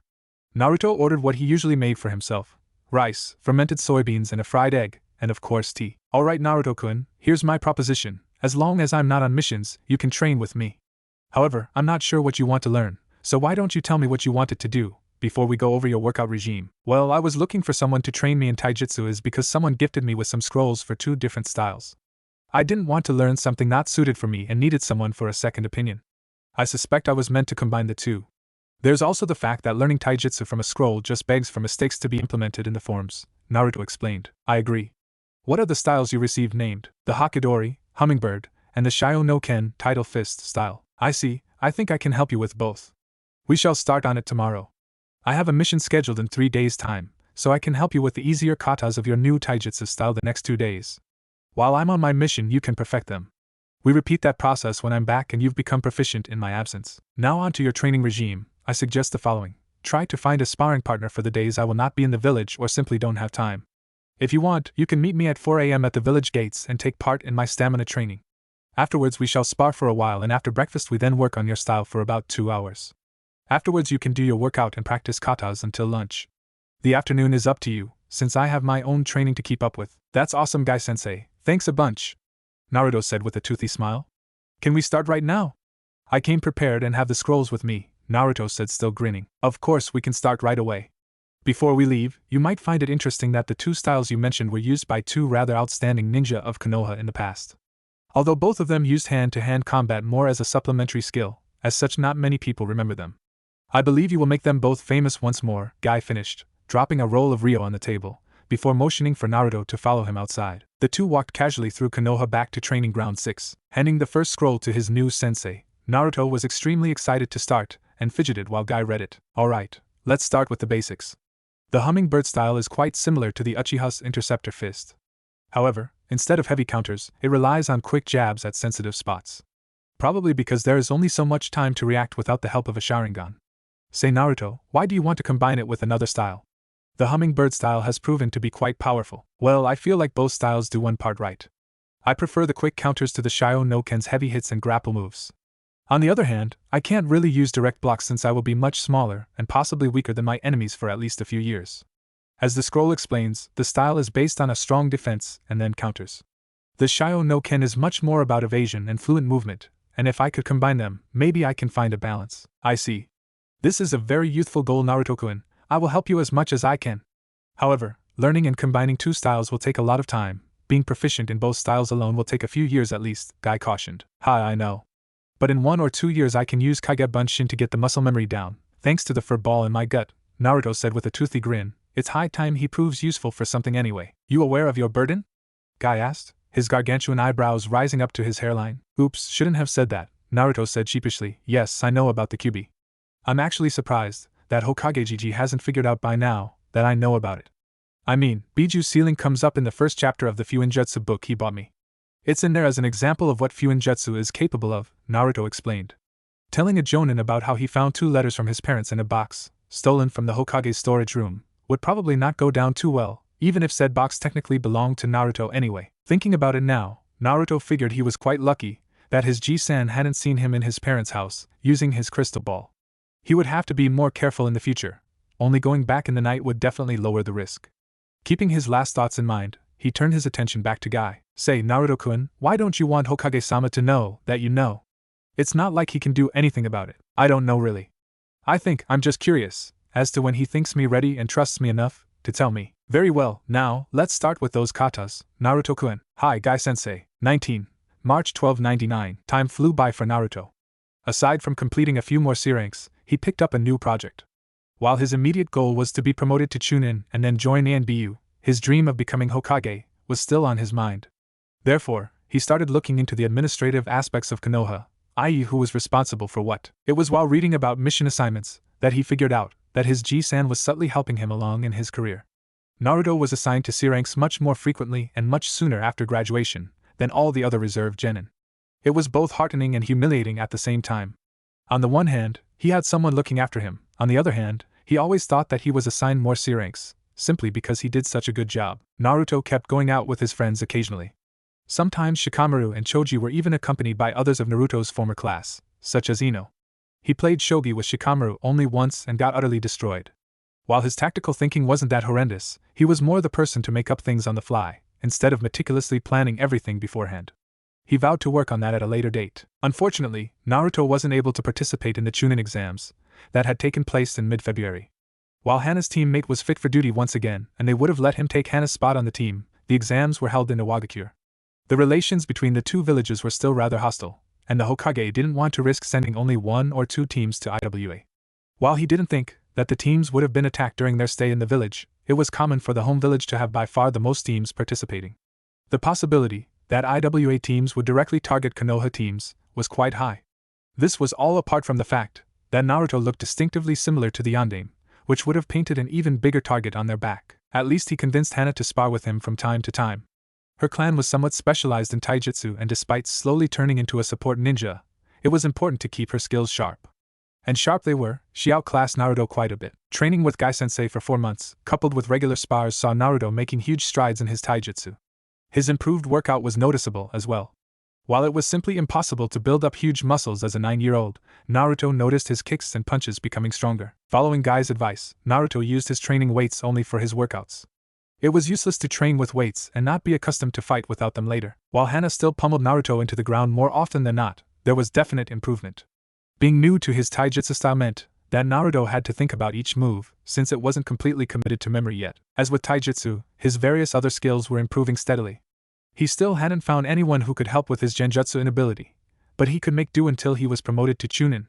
Since he didn't dare to pick up any B-rank jutsu yet, he branched into a different element and mastered the futon, Repusho no Jutsu, wind style, gale palm technique. It was more of a supplementary technique and rather easy to learn. Combined with shuriken or kunai, however, it became very deadly. Naruto was very proud to have mastered the first step in water manipulation just the previous day, and was overall quite content with his progress in the 8 months since his graduation. He had also found a book on ninjutsu in his parents' library. Ninjutsu for Dummies spanned from jutsu creation to the intricacies of elemental ninjutsu. The guy who wrote it, Naruto, had never heard of any shinobi called Hiruzen, really knew what he was talking about. He planned to ask the Hokage to show him the next step for water manipulation, after he returned from his upcoming mission. Naruto was quite nervous, since this mission would mark another milestone in his shinobi career. His first B rank. Naruto was aware that there was a reason for his Jisan to assign him this mission. While he had already completed over 10 C ranks, all of them were either deliveries or preemptive protection details. The presence of shinobi had scared away any possible threat each time. This mission, however, was different. Naruto arrived at the village gate at 5:55 a.m. via Shunshin. One other ninja, clad in standard Chunin garb, with a katana strapped to his back and wearing a bandana, was already waiting. He looked up when he heard the telltale sound of swirling leaves, announcing Naruto's arrival. "Ah, Naruto, good, you're early. My name is Hate Gecko, Tokubetsu Jonin, your captain for this mission and leader of Team Hate. We are scheduled to leave at 6:15, so the other two should arrive in a few minutes. Good morning, Hate-san. If you don't mind, I was assigned this mission only yesterday evening and didn't receive any information, aside from it being B rank." "No problem, Naruto. It's actually a little complicated. The mission was given to all of us on short notice, which is the reason we're lacking our last member. We usually work with Anko Mitarashi, but she works part-time in torture and interrogation and they need her today. We're assigned to terminate a bandit camp, which is supposed to be based around the border of Hai no Kuni and Tetsu no Kuni. In truth, the camp is a few miles into Iron Country." Hate explained. "So why aren't the samurais taking care of it?" "Because the daimyo of Iron Country is being a..." Hate snorted. "You see, the bandits only attack merchants leaving the land of iron and only those without ninja escorts. While it isn't exactly good for business, the daimyo doesn't really care about it. There are few alternatives to the metalworking from Iron Country, so merchants travel the roads despite the danger. So, he just lets them kill merchants, because he doesn't want to risk his own men and doesn't want to pay for ninjas?" Naruto asked incredulous. "Yup, exactly. Technically we're not even allowed to do this mission, because it was assigned to Konoha by the Fire Daimyo. As you know, we're only allowed to work on foreign territory, if the daimyo of said land knows about it.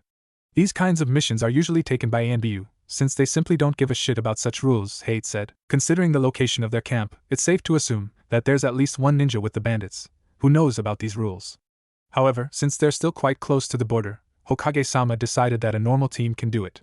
Personally, I think he just wants to stick it to the daimyo of Iron Country," Hate smiled.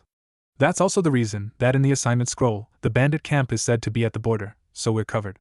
Just as Hate finished with his explanation, the two missing team members arrived in quick succession. "Good, you're here. Guys, this is Naruto, he's replacing Anko for this mission." "Naruto, this is Imiko Maki," Hate said, pointing to the sole kunoichi of team.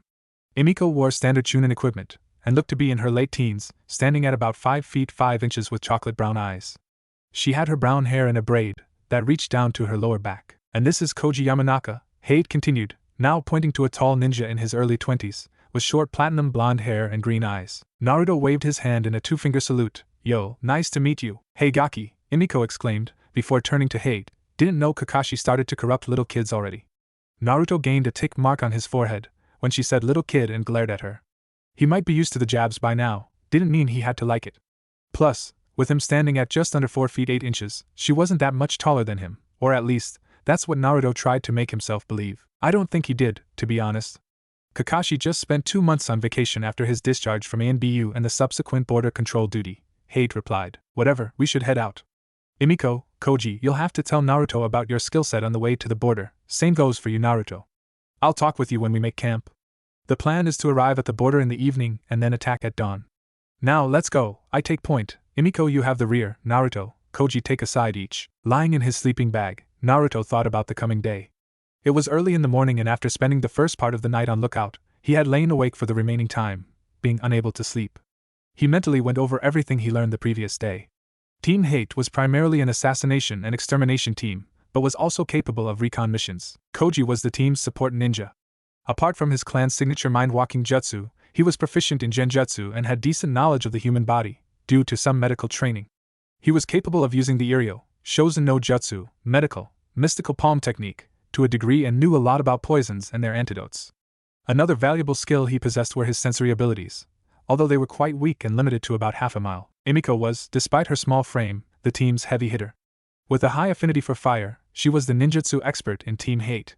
She was very capable in taijutsu and deadly accurate with all sorts of thrown weapons.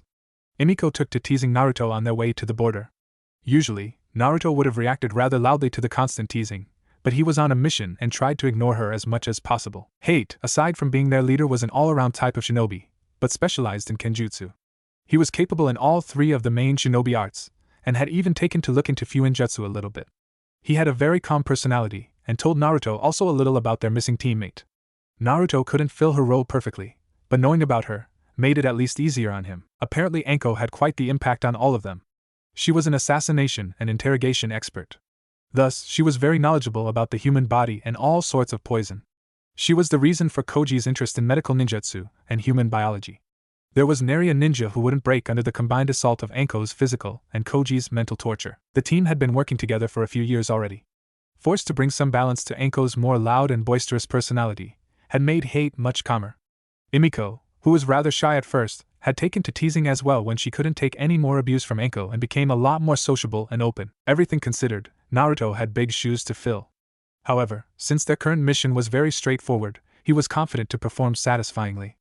Naruto was ripped from his introspection at 4 a.m. by Hate, who went around, quietly rousing his other two teammates from their sleep. Quickly gathering their equipment, they made their way over the border and into the land of iron. With the exception of Naruto, they all had a small breakfast of fruits and rice bread, while jumping through the forest. Feeling quite nervous and a little nauseous already, eating was the last thing on Naruto's mind. However, he didn't want to go into a fight with a completely empty stomach, so he took to munching on a shinobi ration bar. 1 hour later and a few miles into the land of iron, the team split up to look for the bandit camp. The order was to engage under no circumstances and regroup at their current location in 30 minutes. Naruto quickly created a few kage bunshin and headed out. Despite Koji's skill as a censor, they had a big area to cover and not a whole lot of time. It was indeed Koji who found the bandits first and informed his team, as soon as they had regrouped. There were about 25 of them sleeping in the open, he started. I saw 6 guards, 3 on elevated positions, each looking either north, east, or south, and 3 patrolling the perimeter. Why is no one watching to their west? Hate interrupted. Oh, right.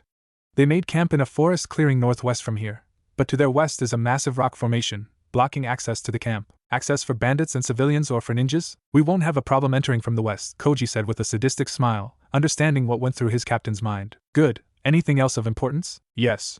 In the middle of their camp, there is a single tent. If they have indeed former ninjas with them, they're probably there. It's also safe to assume that they store the stolen weapons there. Alright, so there are no more than 35 hostiles. Here's the plan. The common bandits are of no consequence. The most important thing is to eliminate their leaders and get the stolen goods back. We have to take out the guards first, and then quickly move on to the tent. Naruto, you will approach the camp from the east side, Koji from the north and I from the south. All 3 of us will have to take out 2 guards each, as simultaneously as possible. Meanwhile Emiko will move on to the rock formation. When the guards are dead, we're going to wreak havoc. Use flashy techniques or explosive tags and kill as many as possible as fast as possible. We have to confuse them and lure them away from Emiko, Hate explained and then turned to their female teammate. You have a single task, Emiko. As soon as we have their attention, use your most destructive fire jutsu. How far have you come in using the Katan, Goku Mekyaku fire style, Great Fire Annihilation? It's not that good. I can spread it to about 20 feet, but it takes a lot out of me. I don't know what I thought when I decided to pick up a bloody S-rank jutsu as Chunin, Emiko replied with a grimace. Don't worry, Emiko, it should suffice. It's a round tent, and when you hit it from above, you can set the whole ceiling on fire, Koji interjected. Perfect. Emiko, your timing will be key, but I'd rather have you use the jutsu too early than too late. If you're too out of it from using it, me or Koji can easily assist you, but if you're using it too late and whoever is inside the tent leaves due to us attacking, the whole thing would be in vain. Naruto, when the tent is set on fire, your opposition will probably lessen quickly. When that happens, I want you to use your Suiton, Mizurappa no Jutsu, water style, trumpet technique, to quench the fire. Huh?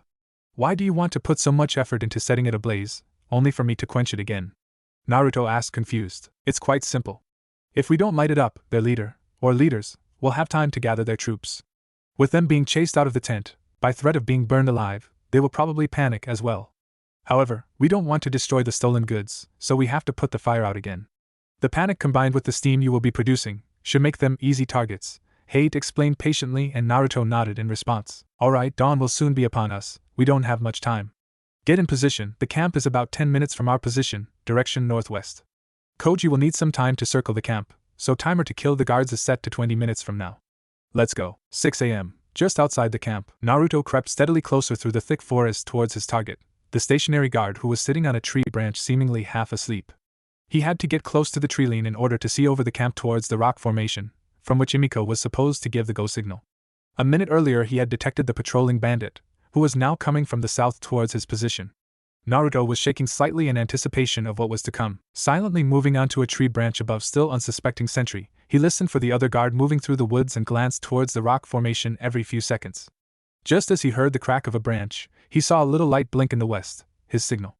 Mentally starting to count the seconds, he had to wait another moment until the patrolling guard came into view. Naruto pulled a kunai out of his pouch and threw it at the guard and accelerated it with a futon, Repusho no Jutsu, wind style, gale palm technique. He didn't wait to see the result, and instead dropped from his position towards the stationary sentry. Kunai in hand, the guard barely noticed him before his throat was cut. Naruto held onto the body, so it wouldn't make sound by dropping to the forest floor, and instead draped him sideways over the tree branch. Naruto kept staring at the blood running through his fingers, before the sounds of battle ripped him from his near catatonic state. He knew what he had to do. Making his way up the tree next to him, he swiftly jumped towards the edge of the clearing, while putting his good kunai back into the pouch on his right thigh. His right hand reached for the pouch on his hip and seized 5 of his older kunai. He didn't want to destroy the ones that had been a gift from Itachi. With his left hand he grabbed the same amount of explosive tags and tied them to the kunai with some ninja wire. The whole process took barely 5 seconds. The bandits that were stationed on the east side of the camp were just grabbing their weapons and moving on to Hyade's and Koji's position, when Naruto's kunai landed around them. The young blonde observed with morbid fascination how the left leg of a brutish-looking bandit was torn from his body in a gory show of violence. His other tags didn't do much more than cause a few concussions and strew chaos. Naruto's attention was then taken from the howling man with only one leg and turned onto the giant wall of flames, descending onto the tent in the middle of the camp. Mere 30 seconds had passed since his first kill. He had another minute before he would have to put out the fire. Reaching for 2 of his leather-hilted kunai, he took them in reverse grip and charged into the fray. Naruto's first victim didn't even realize that he was there. Using his smaller frame to his advantage, Naruto easily cut into the bandit's left leg, shredding muscle, tendons and most importantly his femoral artery. Another shower of blood painted the clearing. The bleeding bandit cried out in pain, drawing the others' attention towards him and by proxy Naruto. The first bandit to react was tall and slender, the first signs of facial hair on his visage. The young blonde, however, felt detached, as if he was a mere bystander. He noticed the gleaming light on the katana the gangly youth was lifting over his head with both hands while charging. An overhead strike, sloppy, Naruto observed. For the blonde ninja, everything seemed to be in slow motion. He noticed the most inconsequential details. How the air looked to be shimmering, as the thin morning mist was illuminated by the rising sun. He could still hear the moaning from the previously cut-down bandit, but the sound seemed so far away. Carnage was all around him, but Naruto's eyes only saw the young man charging towards him. Unknown to the blonde, the battle fever had gripped him. The state one only reaches when spilling his enemy's blood. The state that had made men and women roar in triumph for millennia, when slaughtering other humans. Suddenly, the bandit was right in front of Naruto. He dropped the kunai from his left hand and moved towards the new threat, bending his knees a little and launching his own attack. Before his opponent had a chance to react, Naruto's left arm had crept from under the bandit's own left arm towards his shoulder. Mid-air, the young blonde grabbed onto his enemy's shoulder. Letting his momentum carry him past the bandit, he used his arm as leverage and swung onto his assailant's back, embedding the kunai from his right hand deep into nape of the bandit's neck. Naruto's weight wasn't enough to change the bandit's own momentum. He crashed face first into the ground rather violently. Naruto's knees pressed into his newest victim's back only for a moment, before he rolled away once again. Naruto sat on a random piece of wood in the remains of the bandit camp, surrounded by corpses. Koji had started burying them with some Doton jutsu, after having taken care of Naruto. A useful jutsu to learn, Naruto mused, his emotionless eyes darting around the camp, desperately looking for something to distract him from his own thoughts. Hate and Emiko were sorting through the stuff that had been stored in the tent. Naruto had wanted to help, but Hate had simply pointed to his left arm, which had sported a nasty burn. Naruto couldn't feel any pain coming from it, but he remembered what had caused the burn in the first place. After he had joined the battle in earnest and killed 3 more men in quick succession, most of the bandits had decided to run away and Naruto had moved on to save the burning tent, or rather its goods. While using his Suetun, Mizurappa no Jutsu, water style, trumpet technique, on the tent, one of its former inhabitants had decided to hinder him rather drastically. Choosing between having their stolen merchandise fall into their enemy's hand or the wares being burned, he picked the latter. Before long, Naruto had a Katon, Gokaku no Jutsu, fire style, great fireball technique, coming at him, proving that there was at least one former ninja with the bandits. Since the fireball had been rather small, being only about 1 foot in diameter, the ninja had probably barely been above genin level. However, due to the close proximity, and Naruto's attention being on the formerly burning tent, he couldn't dodge the whole thing in time. Fortunately, the flames were as good as put out, when Naruto had been forced to dodge and thus stop his jutsu, with only some tiny flames still licking on the tarp. Out of the corner of his eyes, Naruto had then witnessed his attacker's demise, courtesy of Hiate's katana. Soon thereafter, the sounds of battle had diminished and Koji had taken care of his burn. "Hey Naruto, you alright?" Naruto turned towards the voice, and saw Hate coming towards him. "Yeah, I'm fine, space is out a little just now," came his reply. "First kill, huh? Well, at least it was clean." "I know someone who got her first kill by burning half the body to a crisp," Hate said with a wink, his eyes darting over to Emiko. "But that's not exactly what you want to hear right now, I guess. Listen, there isn't much one can say to make it better. It's part of the job and in time, you'll do it again. As long as you don't enjoy it, and it weighs on your conscience, everything is alright, because it means you're still human. While it never gets easier, you get accustomed to it. I also came over to tell you that you did a great job, Naruto. I expected you to freeze up, to be honest." "Thanks, Hate," Naruto said with a somewhat strained smile. "No worries, that's what I'm here for. Now I heard you like to dabble in Fuinjutsu. Are you able to draw storage seals?" "We didn't bring enough scrolls, I'm afraid." "I'm afraid not. I'm only halfway through level 3 and storage seals come later, as far as I know." "Ah, I see, you're doing it the hard way. I tried it at the start, but it was too time-consuming for me. I only pick up random seals and learn how to make them, without learning the technicalities behind them. Level 3 at 9 years old is quite the accomplishment, however. I'm sure you'll get there in time. If you don't mind helping Emiko store all the stuff while I draw some more seals, that would be great. If we make haste, we'll be back in the village by night." "Sure thing, I could use something to distract me a little," Naruto said, this time with a real smile. 20. March 1299, late evening. "So, everything went well?" Hiruzen asked. "He did admirably. Naruto integrated himself into our team quite well and had no problem to keep up with our pace. His execution was flawless, although he joined the fight a little delayed. Had it not been his first kill, it wouldn't have happened." "That's good to hear. It opens up more mission options for him." "Very well, you can turn in your written report tomorrow. Go get some sleep, Hite-kun," the Hokage said. "Hi Hokage-sama, thank you," Hate replied and turned around to leave the office. The office remained silent for a few moments, before Hiruzen said, "Anbu, leave me." 4 shadows darted out of the office, before the Hokage opened his mouth again. "So, are you going to sit there all night or are you going to tell me what you want?" he asked the empty office. A rustle of clothes could be heard from the window, before a ninja in jonin garb with silver, gravity-defying hair and a face mask jumped through it. "My apologies, Hokage-sama. I couldn't help but listen in when I jumped by," Kakashi said. "Well, you'd better apologize again, Kakashi-kun, this time for lying to me. You didn't just jump by. If I had to guess, I'd say that you followed Hate here from the gates," the Hokage said, smirking a little. Kakashi scratched the back of his head in embarrassment, before sitting down on the chair in front of Hiruzen's desk, his face turning serious. "I know what you're doing, Hokage-sama." "Oh, and what would that mean, Kakashi-kun?" Hiruzen asked, his eyes gleaming in amusement. "You didn't pair Naruto with Hayate's team on accident. Hate won't go to his apartment tonight. He will go to his girlfriend's, who just so happens to have been taught Kenjutsu by Kushina.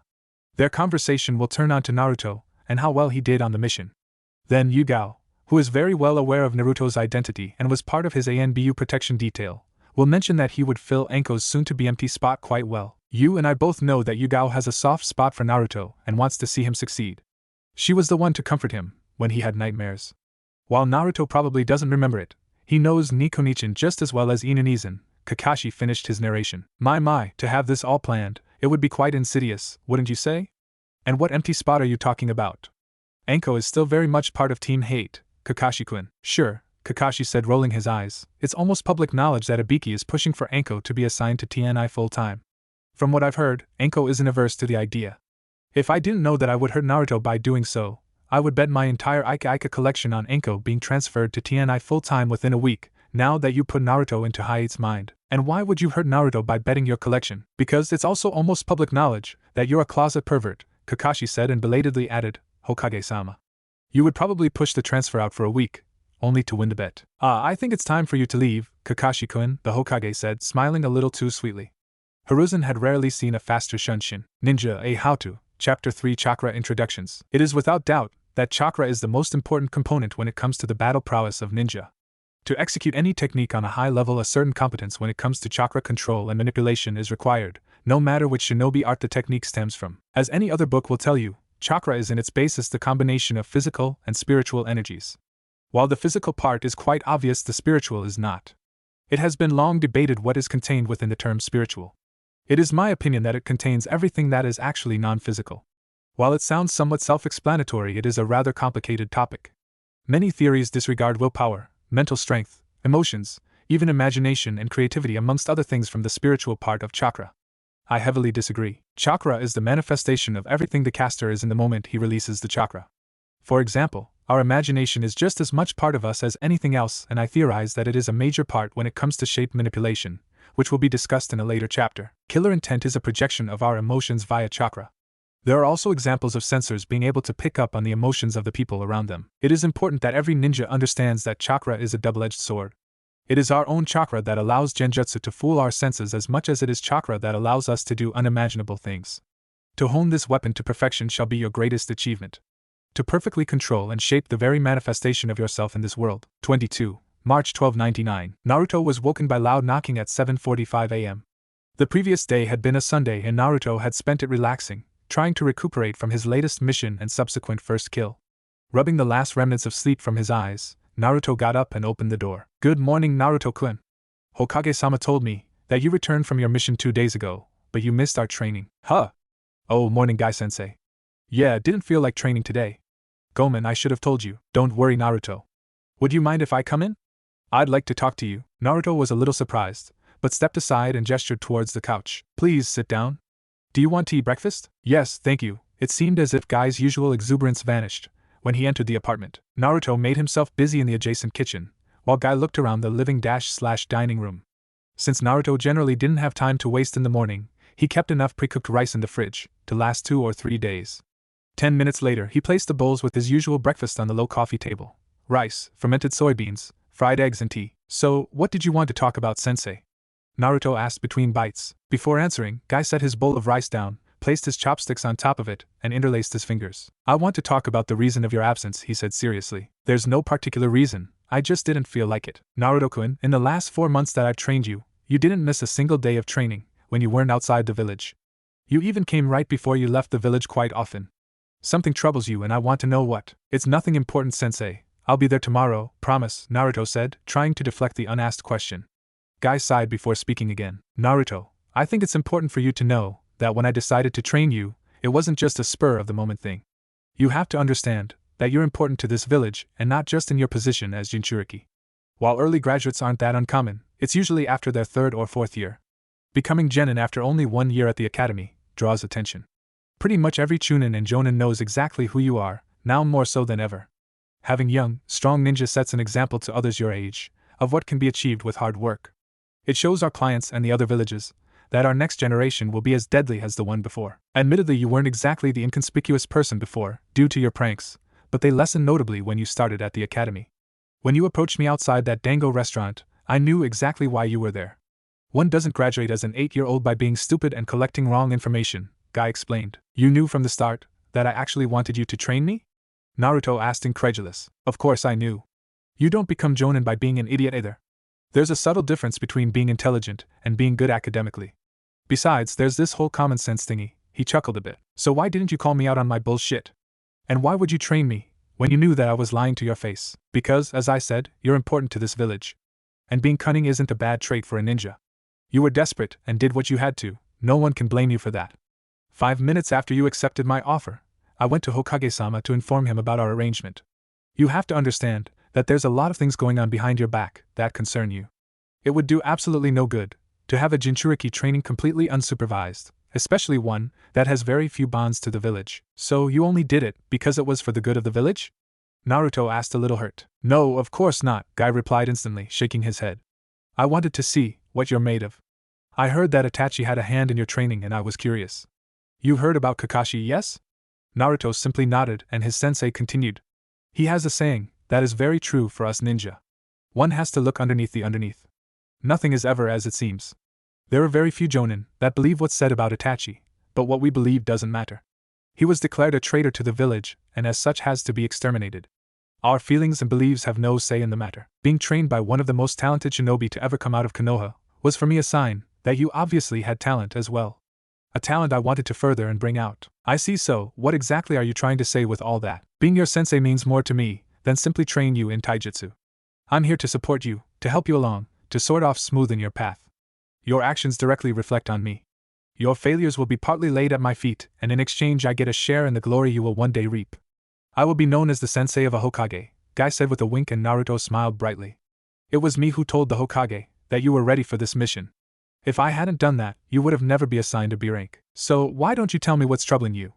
I know it has something to do with your last mission, but I don't think it's about your first kill, is it? No, well, yes. Sort of. Naruto paused before he said in a whisper, I liked it. You mean killing? Guy asked, his voice even. No, I don't think so, the young ninja said and furrowed his brow, staring at the bowl in his hands. I believe it was more the battle itself. It was exhilarating beyond belief, he said and looked up at his sensei. The fighting itself, knowing that a mistake could mean your death, I've never felt so alive. Seeing your enemy, and suddenly knowing what he's going to do, before he knows it himself. The knowledge that you hold his life in your hands. It was intoxicating. I had to stop myself from running after them, Naruto finished, his voice growing steadily quieter. I see, and what about all that has you so troubled? Guy asked softly. Naruto's expression turned quizzical before answering. I shouldn't feel that way. I feel dirty even thinking about it. And I'm afraid that I won't be able to stop one day. Well, don't be afraid then. You're not the only one with those feelings, Naruto-kun. It might not be the best example, but Madara Uchiha was well known for his thirst for battle. Many great ninja had it. Tobirama Senju had it, Sandaime-sama has it, Kakashi has it. I myself enjoy a good fight, and many others do so as well. Even Shodaime-sama was said to relish in a decent battle, even though he dedicated most of his life to bringing peace. It might be possible that your condition enhances those feelings, but they're nothing to be ashamed of or worried about. There are two types of fighters, Naruto-kun. Those who go into battle with trepidation, only thinking about their survival, and those that go into battle with a smile on their face, wishing for a strong opponent and let loose. The former never become truly great ninja, but I never felt that way before. Even when Hana and I really get into it, and our spars turn vicious, Naruto exclaimed. Well, that's simple biology. Even though your fights may be hard fought, both of you know unconsciously that there's no real danger. All the hormones, especially adrenaline, you release when fighting for your life, make those feelings possible in the first place. I see, Naruto concurred. Thanks, Sensei, that helped a lot. That's what I'm here for, Naruto-kun. Now that your head is set straight, I'll be on my way. Breakfast was delicious, and I expect you tomorrow for training, Guy said, suddenly turning brighter again. Hi, Sensei. I'll be there. 26. March 1299. Friday evening, Naruto strolled down the streets of Konoha towards the barbecue place he frequented with Shikamaru and Choji. He wanted to celebrate his first successful B-rank mission with his friends and had invited them out. Entering the restaurant, Naruto saw Shikamaru and Choji already seated and went over to them. Hey guys, you're early, he greeted his friends and sat down. Hello, Naruto. Yeah, Shikamaru was too lazy to go home after school, only to walk back to the restaurant, so we decided to wait here for you. He's been napping ever since, Choji explained. And you've been snacking, I guess, Naruto replied, chuckling. The rather chubby boy smiled and scratched the back of his head sheepishly, before elbowing the sleeping Shikamaru in the side. The dark-haired boy didn't so much as look up, but only lifted his arm and waved towards Naruto with a lazy "Hey Naruto." Choji and Naruto chuckled at their friend's antics, and waved over a waitress in order for them to order. Even though constantly grilling meat and only eating from small bites, there was only little small talk. It was usual for Choji not to talk much while eating, but today it wasn't because he was too focused on his meal. In fact, both him and Shikamaru seemed rather distracted. The blonde ninja guessed that they had a stressful week. So, anything happened at the academy? You guys seem somewhat not your usual selves. Shikamaru looked up from his meal and muttered, emotional conditioning. Huh? What does that mean? Naruto asked. Well, we told you how every second-year student was given a baby rabbit to take home about 3 months ago, yes? Choji asked, and only continued when Naruto nodded in confirmation. The task was to care for him and stuff. They talked it up as a preparation for protection missions or something like that. We were asked to bring the rabbit back into class yesterday and then were told to kill it. I see how that can kill your appetite. Do you know whether there will be more of that sort of thing? No idea, Shikamaru answered this time, but since we're only in our second year, I guess we'll have to do something of that sort every other year. You seem rather unfazed by it though. Yeah, it might have helped to have done something like that before my latest mission. What? Oh right, we were actually here to celebrate something. You never told us what exactly. Sorry, I was a little in a hurry when I met you at the academy, Naruto admitted sheepishly. Well, last Saturday I returned from my first B rank, successful and all, Naruto smiled. Wow, congratulations Naruto, the two boys chorused. B rank, huh? What was the objective? Shikamaru added. Bandit extermination, was the curt answer. Both Naruto's friends looked at him a little strange, before Shikamaru acquiesced. I see how some emotional training could have helped you there. It's actually strange that it isn't done for early graduates in their first few months as genin. So, did you actually he asked with a slight grimace. Yeah, didn't have much of a choice. I've been pretty much told that I was assigned to this mission, so that I could get it over with. I have no idea why the emotional condition thing isn't just part of the genin exam. I mean, in hindsight, being able to go through with it and not freeze is kind of important, Naruto explained. Well, that's great and all, but it doesn't feel like we're celebrating. Naruto, aren't you allowed to buy alcohol? I remember Iruka-sensei telling us that ninja are allowed to drink. You want to get drunk? Naruto asked with a raised eyebrow. No. Just a cup to, try it. And maybe it gets rid of this depressing mood. Choji tried to explain. Naruto just grinned and waved over the waitress. A minute later, all three had a little cup of sake in front of them. Glancing at each other, they lifted the cups in a silent salute. Shikamaru spit half the liquid out again. While Choji and Naruto started choking, all three grimaced. Well, that was disgusting. Shikamaru summarized their experience laughing. His two friends simply grinned. I was wondering, how are the two Uchihas doing? It's almost been a year since the incident. Naruto asked, after a few moments. Where does that sudden interest come from? Shikamaru asked with a raised eyebrow. I'm just curious about how they're faring, I guess. Well, Sasuke has been his usual stuck-up self, Choji said, unusually blunt. He's been broody ever since the massacre and socializes even less than before. I wouldn't be surprised if he starts killing his fangirls sooner or later. Wow, Choji, you sure that isn't the sake talking? Naruto said, laughing. Choji didn't even deign to answer and turned his attention back to the sizzling meat. Izumi is hiding something, Shikamaru said quietly. She doesn't sit with Sasuke anymore, but with Hinata. You mean the Hyuga heiress, right? The quiet one, always seemed a little weird. She's nice when you get to know her, Choji interjected between bites. Yeah, that's the one, Shikamaru replied, ignoring Choji for the moment. First I thought Izumi was just fed up with Ino and Sakura worshipping the very ground Sasuke walked on and their whining when Izumi already sat beside her brother in the academy. Sakura was even worse and tried to butter up with Izumi too, probably thinking she could get to Sasuke through her or something. But now I think she's hiding something and wants to simply distance herself from Sasuke. What do you mean she's hiding something? Naruto asked, looking quizzical. Well, in our first year she was always up there with the best in our class ranking. While she's still in the top third now, something's wrong. Whenever she's asked something in class, she knows it, but on tests she only scores like 70 to 80%. When we're on the throwing range, I think she misses on purpose. Like, she hits 7 out of 10 bullseyes and the other 3 go wide. If she's trying to play down her abilities, she's doing it rather badly though. It's kind of obvious. Obvious for you maybe, Shika, Choji said. I didn't really notice. I wonder why she would do it though, Naruto interjected with a furrowed brow. And why is she sitting with Hinata? No idea why she would want to hide her abilities. Hinata is a lot less nervous, since she's sitting with Izumi, but only when we're in school. Outside she's still super shy, to know what that's all about. Izumi is probably just sitting with her, because Hinata takes being a kunoichi more serious than the rest of the girls in our class. You should have seen them when we had to kill that rabbit. Their wailing was almost worse than the killing itself, Shikamaru answered, shaking his head. Naruto snorted. He barely remembered the girls from his class, but what had stayed with him was their obnoxious need to impress Sasuke. But weren't there like 2 or 3 other girls that were actually serious? Naruto asked. Well, I don't know whether they take being a kunoichi serious, but there are 3 girls who keep away from all the fangirls and sweep the floor with them in spars. Haruka, Mai and Naomi, Choji interjected again, earning him surprised looks. The boy noticed the prolonging silence and looked at his friends, only then noticing their staring. What? I like to know who I'm in class with, he said defiantly. The more you know, Shikamaru mumbled. The rest of the evening the 3 went back to their usual banter. Naruto took care of the bill. He had invited them after all and B-rank missions paid rather well. He fell asleep that night with a content sigh. 28. March 1299. Naruto was having his well-deserved Sunday dinner at Ichiraku's and was chatting with Ayam, while destroying his 5th bowl of ramen. His Ji-san had been quite proud of him, when Naruto had shown him that he had mastered the first step of water manipulation. Hiruzen had shown him the next exercise for mastering his element, and Naruto thought it simply impossible. He had to change the direction in which a body of a water flowed. The exercise was considered mastered when he could force whole rivers to make a bend. Naruto had tried it with a tiny creek, barely a foot wide, but he seemed to be unable to force any change. As Naruto was about to order his next bowl, he was interrupted by a familiar voice. Hey Naruto! You're quite difficult to find. I was looking for you for half the day. Naruto looked over his shoulder and saw Hate entering the ramen stand. Hate, good to see you. Yeah, sorry.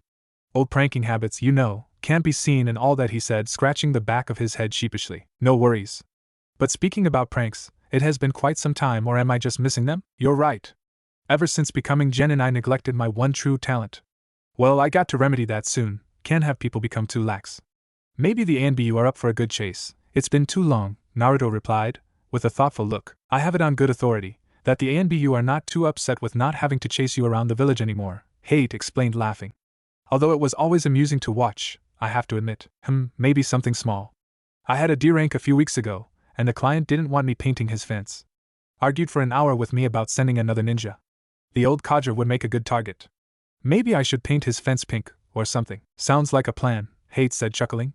But I didn't come looking for you to talk about pranks, as amusing as it is. Didn't think so, Naruto replied, while viciously attacking his next bowl of ramen. So, why did you look for me? A spot has just opened on our team. Anko was finally transferred to TNI full-time. She'll only be going on recon missions from now on and only with teams from TNI. You did a good job on our last mission and I thought I would offer you the spot on a trial basis. You for real?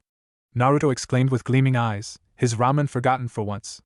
That would be awesome. No more reserve corps and a Chunin team too. Yeah, I am for real, Hate said, laughing again.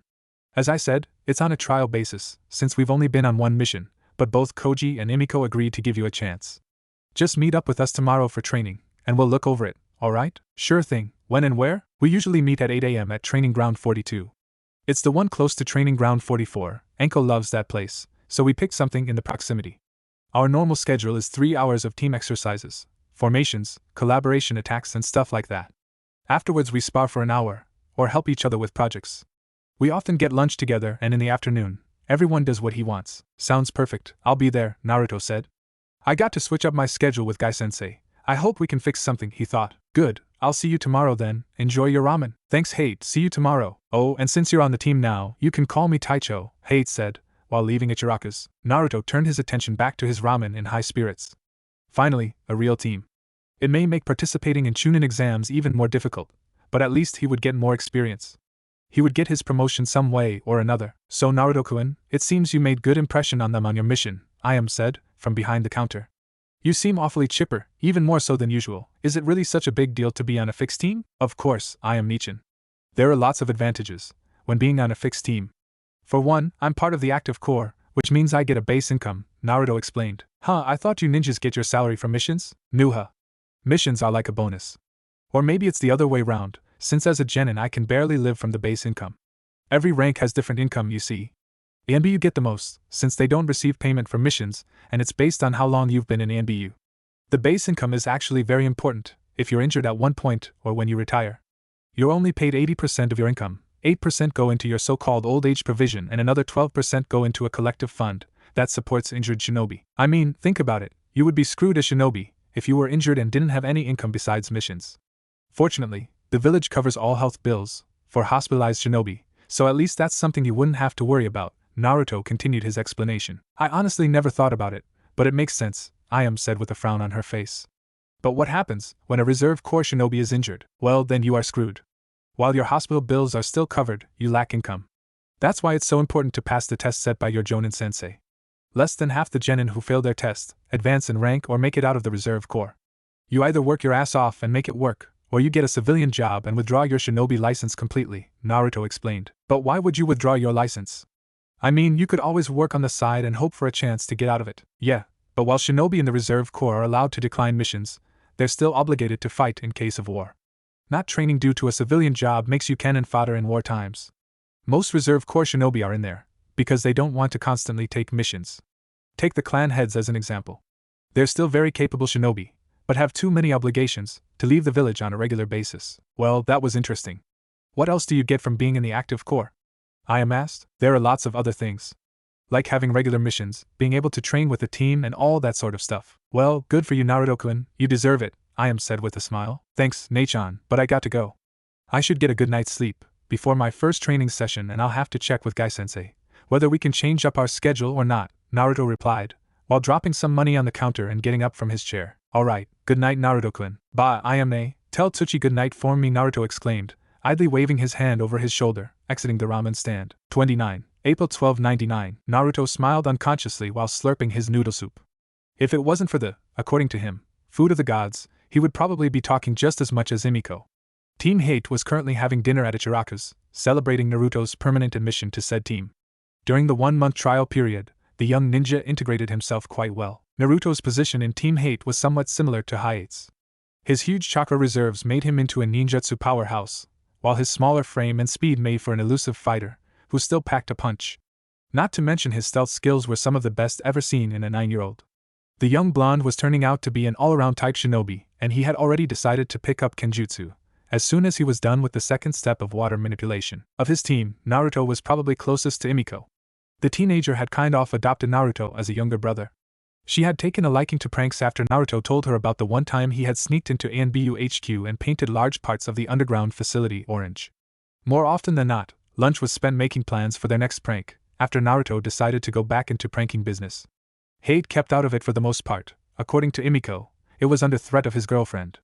Koji, however, surprised them all. It seemed the young man had a hidden sadistic streak and offered to get them some rather humiliating neurotoxins for their pranks. Needless to say, that they kept him far away from their plans. There had also been a short discussion about Naruto's tenant. The young blonde figured that his teammates probably knew anyway and wanted to be able to trust them with everything. Surprisingly, none of them showed a negative reaction. Hade had studied seals and had informed his teammates about the nature of a Jinchuriki even before they had been on their first B rank. While both Emiko and Koji had lost loved ones during the Kyuubi incident, they knew where to lay the blame, and it certainly wasn't Naruto. 30. April 1299. Naruto was working through one of his katas when Guy suddenly interrupted him. Naruto-kun, we've got company. Next to Guy stood a kunoichi with purple hair, wearing ANBU gear and a katana on her back. Naruto looked at the kunoichi a little quizzically. There was something familiar about her. Naruto, Yugao-chan wants to talk to you, Guy explained. Morning, Naruto-kun, sorry to interrupt your training. Hai-kun told me where I could find you. I wanted to talk to you. How about breakfast? The young boy was a little perplexed, not knowing what exactly this was about. He didn't want to be rude though, so he asked, You're Hyde's girlfriend, right? Receiving a nod in return, he continued, Alright, I know a place. Naruto then turned towards his sensei. What about you, Guy-sensei? Want to tag along? It's alright, Naruto-kun, go ahead. I'll have my breakfast here, as usual, Guy replied with a gentle smile. Naruto nodded and fell in step with Yugao walking towards the village. He inhaled the crisp morning air deeply through his nose, before his face crunched up in confusion, and then turned towards the purple-haired kunoichi. Nico-nichan? Hi, Naruto-kun. It's been a while, any? Yugao answered, smiling. Suddenly a lot of things fell into place for Naruto, and his eyes widened. That manipulative old man. I'll have to thank him later, he grumbled more to himself. Yugao, however, heard him clearly. What are you talking about, Hokage Jiji? He used you and Hade to get me onto a team, Naruto explained.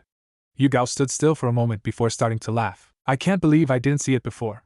He played us well. And some of the higher ranks were starting to doubt his capability as Hokage, she said, still chuckling and shaking her head. He could obliterate them both in body and mind. So, what did you want to talk about, Nei-chan? Naruto asked between bites. Hyde-kun told me you had a water affinity, and I wondered if you needed any help. Yeah, that would be awesome. I'm on the second step, but it's super annoying, Naruto said, a little downcast. Don't worry, Gaki. I can make some time here and there to give you some pointers. It's the least I can do, Yugao said, smiling softly. Naruto looked at her strangely, trying to figure out why she'd owe him.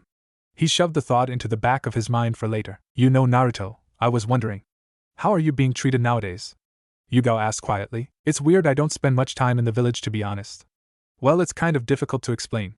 2 years ago, I did everything I could to get their attention, you know, the clothes, the pranks and stuff. Yeah, I heard some ANBU talking about submitting a motion to split your team. Everyone was happy when the pranks lessened, and now you got Emiko-chan helping you, Yugao said wistfully. You do realize that there's no point in trying to hide that you're an ANBU by talking about them as if you're not part of it, right? Naruto asked with a raised eyebrow. Hi, Yugao laughed sheepishly. Force of habit, I guess. The clothes are somewhat of a giveaway, Naruto deadpanned. But yeah, the pranks are back. Although we're really limiting ourselves, to be honest. Less trying to annoy people and more for a good laugh, and sometimes just to reveal security risks. I'll remember not to touch your stuff the next time we raid ANBU HQ, Nico-nichan, Naruto said with a slightly maniac grin. Thank Kami for small favors, Yugao muttered. Back to our topic though. As I said, I changed quite a bit during the last 2 years. Instead of channeling all my energy into annoying people, I train or study. I'm rarely seen, and since I'm not wearing anything bright anymore, people tend to ignore me rather than glare at me. It's easier to overlook me and pretend I'm not there, I guess. The ninja changed too, but I only realized it after Guy-sensei told me that graduating after only 1 year is kind of special. I mean, there were always fewer ninja that hated me, but the others didn't really do anything about it. I was just treated with indifference. Now they look almost as if they're respecting me. It was creepy when I first noticed, Naruto explained. I see. You've also become much more quiet. You stopped running around shouting about becoming Hokage. I always thought it was rather adorable. Being remembered of his past behavior made Naruto blush in embarrassment. Yeah, my first sensei was super quiet, and I somewhat tried to emulate him, because I really looked up to him, Naruto said with sadness in his voice. He taught me to do my physical exercises in the morning to burn as much energy as possible, and it made it much easier to do other stuff that I had to sit around for. Naruto and Yugao spent the rest of their meal talking about water jutsu and manipulation. Since Yugao only had little time to help him, they decided that she would simply look for him when she actually had time. After all, she knew where to find him. 6. October 1299. Naruto Uzumaki had never been and probably would never be the sharpest kunai in the pouch, academically speaking. There were precious few subjects he was interested in and even fewer he had a talent for. He had, however, more determination to reach his goals than might be good for him. This determination, coupled with a healthy dose of tutoring from one of the most brilliant shinobi, made it possible for Naruto to graduate after only 1 year at the academy. His tutor, namely one Itachi Uchiha, made more than a fleeting impression on the young blonde. Aside from the practical aspects that were needed for his graduation, he tried to challenge Naruto mentally and morally. The boy developed a logical thinking mind surprisingly fast, which helped him immensely. While he wasn't particularly interested in mathematics and physics, he had a talent for it. It was, after all, a glorified version of problem-solving and therefore perfectly suited for a logical mind. After over 1 year of living as a shinobi, Naruto's opinion of the academy had plummeted even further than he thought possible. There were so many things that the academy simply didn't cover, which were extremely important. Proper chakra theory, jutsu theory, stealth and battle tactics amongst other things. It was enough to know that chakra was a mix of physical and spiritual energy to pass the academy. No one mentioned how chakra behaved, why good control was so important, or that every person's chakra behaved differently and therefore different affinities existed. It was up to the shinobi and kunoichi themselves to study those things after their graduation. The problem was that the jonin sensei were supposed to push their genin in the right direction to improve their knowledge. Up until his integration into Team Hate, Naruto had thought that he was coming along nicely in both practical work and his additional studies. The sudden influx of knowledgeable shinobi around him, however, showed him just how much he had missed out when he had failed his genin exam. In his life, Naruto had had help from 2 sensei and a little from the Hokage. His first sensei had been occupied with bringing his practical skills up to snuff and pound some basic knowledge into Naruto's thick head. Maybe even more importantly, Itachi taught him what it meant to be ninja. That it wasn't as glorious as many youngsters thought it to be. That it meant to steal, to kill, to lie, to deceit. It had a rather big impact on the impressionable mind of a, then, 8-year-old. This and the general desire to emulate his first sensei had mellowed Naruto's exuberant behavior of his younger days somewhat. His second sensei focused most of his time on Naruto's taijutsu. Metogai was an active jonin and therefore didn't have the time for much else. Now, however, Naruto had suddenly many people around him, trying to help him along. While everyone had their own training, his team and their immediate friends made sure that Naruto had someone to go to with his problems. His own slightly dysfunctional family, as he liked to call them. In short, Naruto's improvement was staggering. Both Emiko and Yugao helped him with ninjutsu. While Yugao was more interested and proficient in kenjutsu, she was extremely good with suitan. It was her main affinity and, more importantly, she incorporated water manipulation in her kenjutsu style. The purple-haired kunoichi had been rather surprised that Naruto had been able to master the first step of water manipulation with very little help. It was clear to her that Naruto had a talent for chakra manipulation. After 5 months working on the second step with the help from Yugao, Naruto had the exercise almost down. Naruto's partner in crime, on the other hand, helped him along in the more scholastic aspects of ninjutsu, chakra and ninjutsu theory. Emiko was still working on the katan, Goku fire style, great fire annihilation, but her main problem was her limited chakra reserve. Hence, she had a new project, her first original jutsu. Naruto had taken interest and therefore asked Emiko to help him with the more complex theories, which she did with enthusiasm. Of course, his other teammates helped him along as well. Naruto quickly expanded on his ninjutsu repertoire. Koji helped him with the Doton, Mogirigaku no Jutsu, Earth style, hiding like a mole technique, and the Doton, Shinjuzanshu no Jutsu, Earth style, double suicide decapitation technique. 2 simple Earth jutsu he mastered quickly. The 2 jutsu worked well together, the former making it possible to move underground and the latter letting you pull down enemies by their ankles. With some pointers from Yugao, Naruto also mastered 2 B-rank jutsu, the Suiton, Suryudan no Jutsu, water style, water dragon bullet technique, and the Suiton, Suijin Hiki, water style, water formation wall. The latter being a defensive technique creating a huge wall of water surrounding the user. Thanks to Yugao and her help with water manipulation, Naruto was now able to use surrounding resources for his jutsu, which made him immensely proud. Naruto had still a long way until he could sap the water out of the air, however. Due to Emiko's fire affinity, Naruto took it upon himself to learn the Futon, Daitapa, wind style, great breakthrough. In simple terms, it was a more devastating version of the Futon, Repusho, wind style, gate palm, and at the same time much more dangerous for the user. While the main effect of the jutsu was blunt force, the winds were also able to cut. Exhaling pretty much anything that is sharp from your lungs and mouth was never a good idea without at least some skill. Naruto got around that issue by having shadow clones kill themselves with the jutsu until they got it down, and soon Himiko and Naruto started practicing her fire jutsu in collaboration with Naruto's wind jutsu, but it was a rather tedious process. After their first mission, Team Hate had assumed that Naruto was some sort of ninjutsu prodigy. It was quite impressive for a genin of 8 months and without a sensei to have over 6 jutsu mastered. However, they soon found out that the blonde wasn't what others would consider a prodigy. Naruto was simply stubborn, had a good work ethic and insanely large chakra reserves for someone so young, and could therefore practice longer without exhausting himself. Aside from ninjutsu, Koji took it upon himself to improve Naruto's knowledge on genjutsu and his ability to detect and break them. He also started the young blonde on the environmental branch of genjutsu. It came as a surprise to Naruto that there was a whole aspect of genjutsu that wasn't discussed in the academy. As far as he could remember, Itachi never broached the subject either. Unfortunately, Naruto had no talent for genjutsu, even for the chakra-intensive ones, but he vowed to get at least proficient enough to use some of them. Hade had taken up the role left open in Naruto's life by Itachi's defection. The young adult was an avid reader and was interested in lots of different things. He particularly excelled in kenjutsu, strategy and history, and was very passionate about the moral and philosophical sides of shinobi life. Something he found important to impart into someone as young as Naruto. In his opinion, there was something inherently wrong with a not yet 10-year-old boy already slitting throats. Therefore, he tried to make time for Naruto to simply talk about everything that was on the young boy's mind.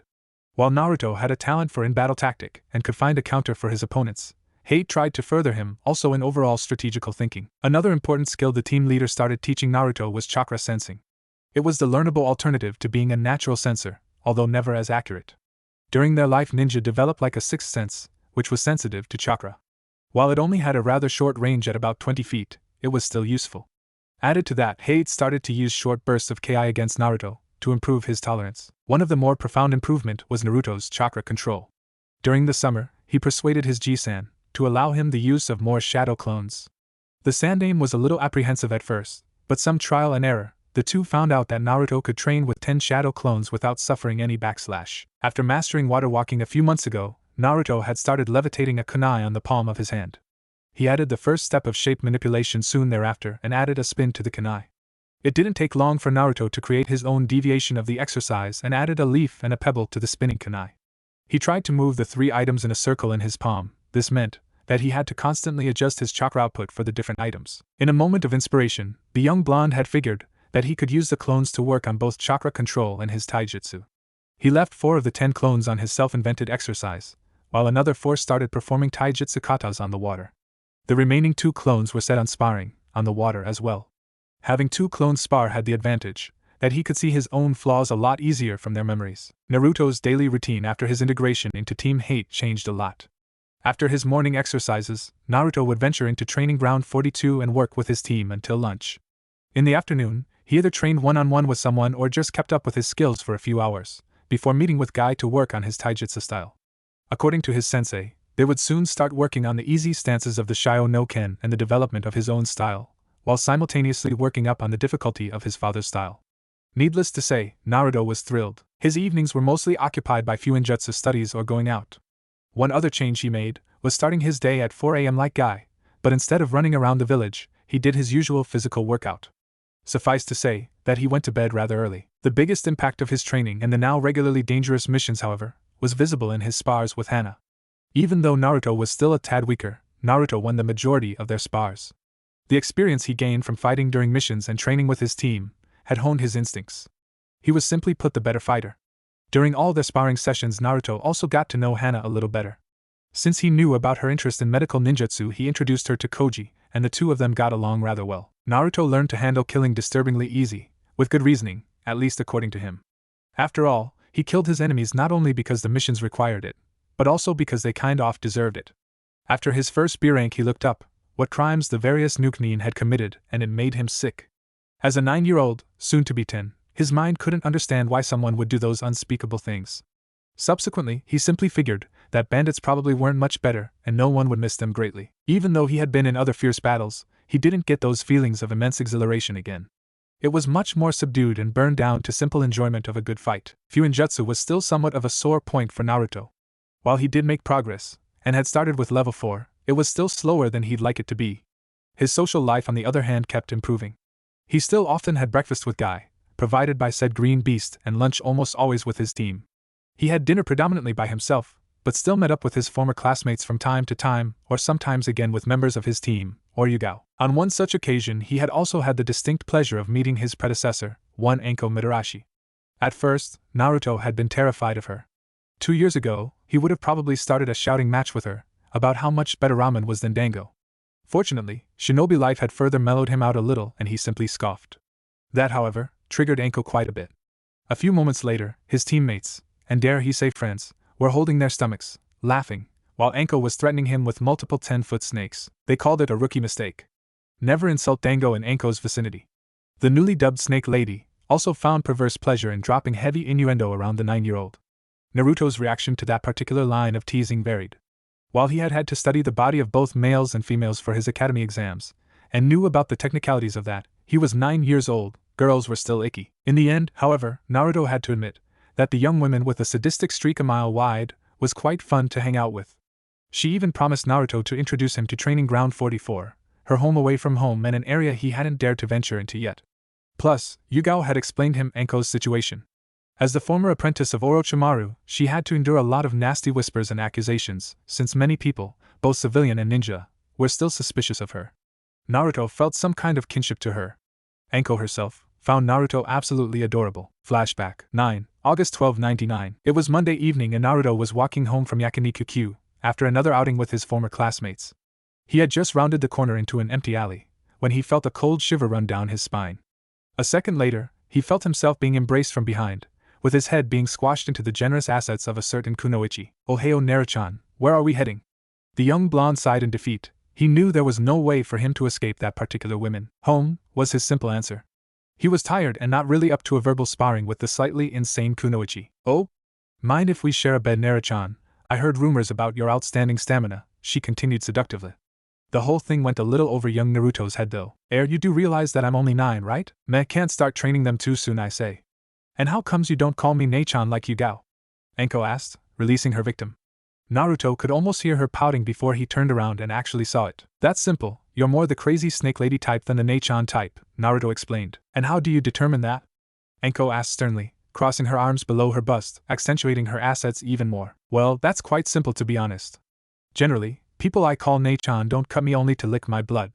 Neither do they leave me alone in the forest of death, in the lair of a cluster of enraged, gigantic spiders in the middle of the night," Naruto deadpanned. "Well, you asked me to teach you stealth. It's not my bad that you woke them," Anko replied haughtily. "You dropped my Gamachan in there. And when I went to retrieve it, you threw a bloody explosive tag down there, causing utter havoc. Plus, I asked you to teach me after you snuck into my apartment, somehow getting past all my traps and injected me with poison. That doesn't speak for you either. Face it, you're crazy." "Hey! I had the best of intentions there. I only wanted to improve your resistance to poisons," Anko said indignantly, skipping over the little spider incident. "I was looking out for you, that's what family does. How would I know that the fur ball pretty much makes you immune to poisons anyway?" Naruto face-bombed. "Alright, here's the deal. You stop trying to kill me and I call you Nei-chan? Deal?" Anko exclaimed, pulling Naruto into an embrace and subsequently almost suffocating him with her. Anko Nichan," the blonde boy wheezed. "Need air." Flashback end. Obviously, not everything was always sunshine. There were the minor injuries and scars every member of Naruto's team earned him, or herself. In one particular fight against a trio of Chunin-level Nukenin, Naruto was blindsided and took a kunai to the knee. It was only thanks to Koji's timely treatment that his shinobi career didn't end then and there. However, there was one thing that vexed Naruto quite badly: the Chunin exams. The exams had been scheduled to take place in early August, in Kirigakure, and therein lay the problem. Ever since the Yondaime Mizukijigura took over the village, weird things tended to happen. It started a few years after the end of the Third Shinobi War with the introduction of lethal genin exams, which earned the village the nickname Village of the Bloody Mist. A few years later, Yugura started spreading word that bloodline users were unnatural freaks. The defamation continued, until in 1296 Yugura began exterminating shinobi that possessed the Kekkei Genkai. The so-called blood purges started out in secret, and bit by bit, whole clans were slaughtered. All of this, however, only came to light recently. Rebels established themselves in Mizuno-kuni and the information about the blood purges started spreading over the borders. This led to Naruto's ire. The Chunin exams had been called off. Naruto would never admit it to anyone, but he knew he was a little childish about the whole thing. People were dying, because they were born with certain gifts, and here he was complaining about not becoming Chunin for another 6 months. However, it was still annoying, especially because he knew that he had the battle prowess of a Chunin. Even his teammates had told him so. While all three of them still outclassed him in Taijutsu, in all-out spars Naruto held himself well. The only problem, showing to the elders and the Hokage what he was capable of. Plus, Chunin were supposed to show leadership capabilities and Naruto found it rather difficult to demand respect as a 9-year-old. That was why the Chunin exams were so important to him. A field promotion was just much less likely. With no other choice, Naruto accepted his situation and kept training, which is why we find him currently screaming like a little girl, running through the forest of death. Come on, Foxy-kun, they're just icky, little spiders. Later, Naruto would wonder how everything went to shit so fast. Right now, he was preoccupied with staying alive. The mission started out simple enough. Team Hate was tasked with the retrieval of some documents from a dead drop in the east of Fire Country. After traveling 2 days straight, the team arrived at their destination early on the 3rd day. Thanks to Koji, finding the dead drop was easy enough. He simply had to check the ground for a small cavity with his earth manipulation. As soon as Hate had the scrolls stored away and the team was about to head back, the sound of crashing and breaking wood could be heard. The 4 shinobi turned simultaneously towards the sound, only then noticing the huge wave of water rolling towards them, mowing down everything in its way. The team dispersed in an instant, jumping into trees, escaping the flood and at the same time spreading over the area. Looking around from atop a tree, Naruto saw 3 shinobi with Kirigakure headbands engaging one of his teammates each. He only realized after a moment that Kiri apparently worked with 3-man squads. Definitely have to look into policies of other villages, Naruto thought. A few seconds later, Naruto jumped towards the closest enemy Nin, currently fighting Koji. He landed on a tree close to his target, just as he charged towards his friend. Koji glanced towards Naruto and recognized the signal the blonde ninja was giving him in an instant and suppressed the smirk that was about to play over his lips. Right before the Kiri shinobi buried his kunai into Koji's neck, Naruto used the kawarimi to replace himself with his teammate.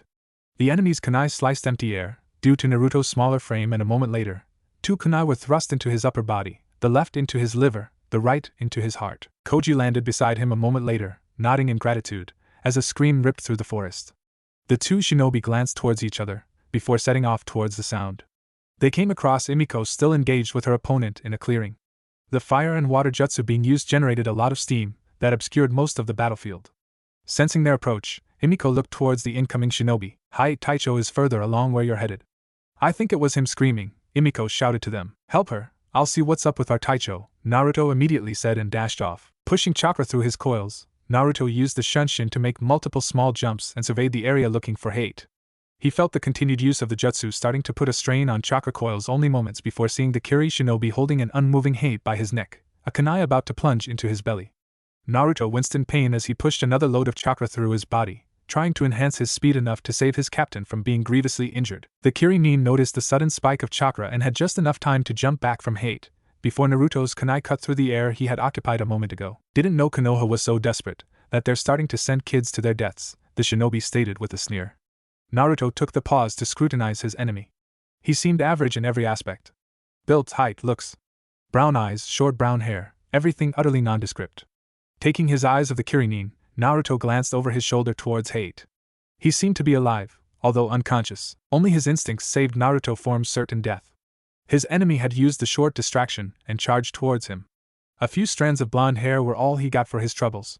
The 2 ninja quickly settled into a vicious taijutsu battle, with Naruto being on the defense. Realizing his inferiority, Naruto tried to lure the other shinobi away from Hate's prone body. He didn't want to risk using ninjutsu in his vicinity. The moment he felt safe enough, his hands blurred through hand seals. Suetun, Mizurappa no Jutsu, water style, water trumpet technique. The Kirinin was hit head-on by the huge amount of water. Naruto's surprise over his success lasted only a moment, as the enemy shinobi poofed into smoke, leaving behind a shattered log. Seeing this, Naruto jumped into a tree, constantly checking his surroundings. After a few moments, he realized that his enemy was probably after the scroll Hate had on him. Cursing, Naruto rushed back to where he left Hate. "So, you actually managed to get rid of the rest of my team. Rather annoying, but no harm done. I got what I came for, so I'll be off." Naruto heard, just as he dropped onto the ground beside Emiko and Koji, who were protecting Hate. The enemy ninja was throwing their mission objective carelessly up in his hand.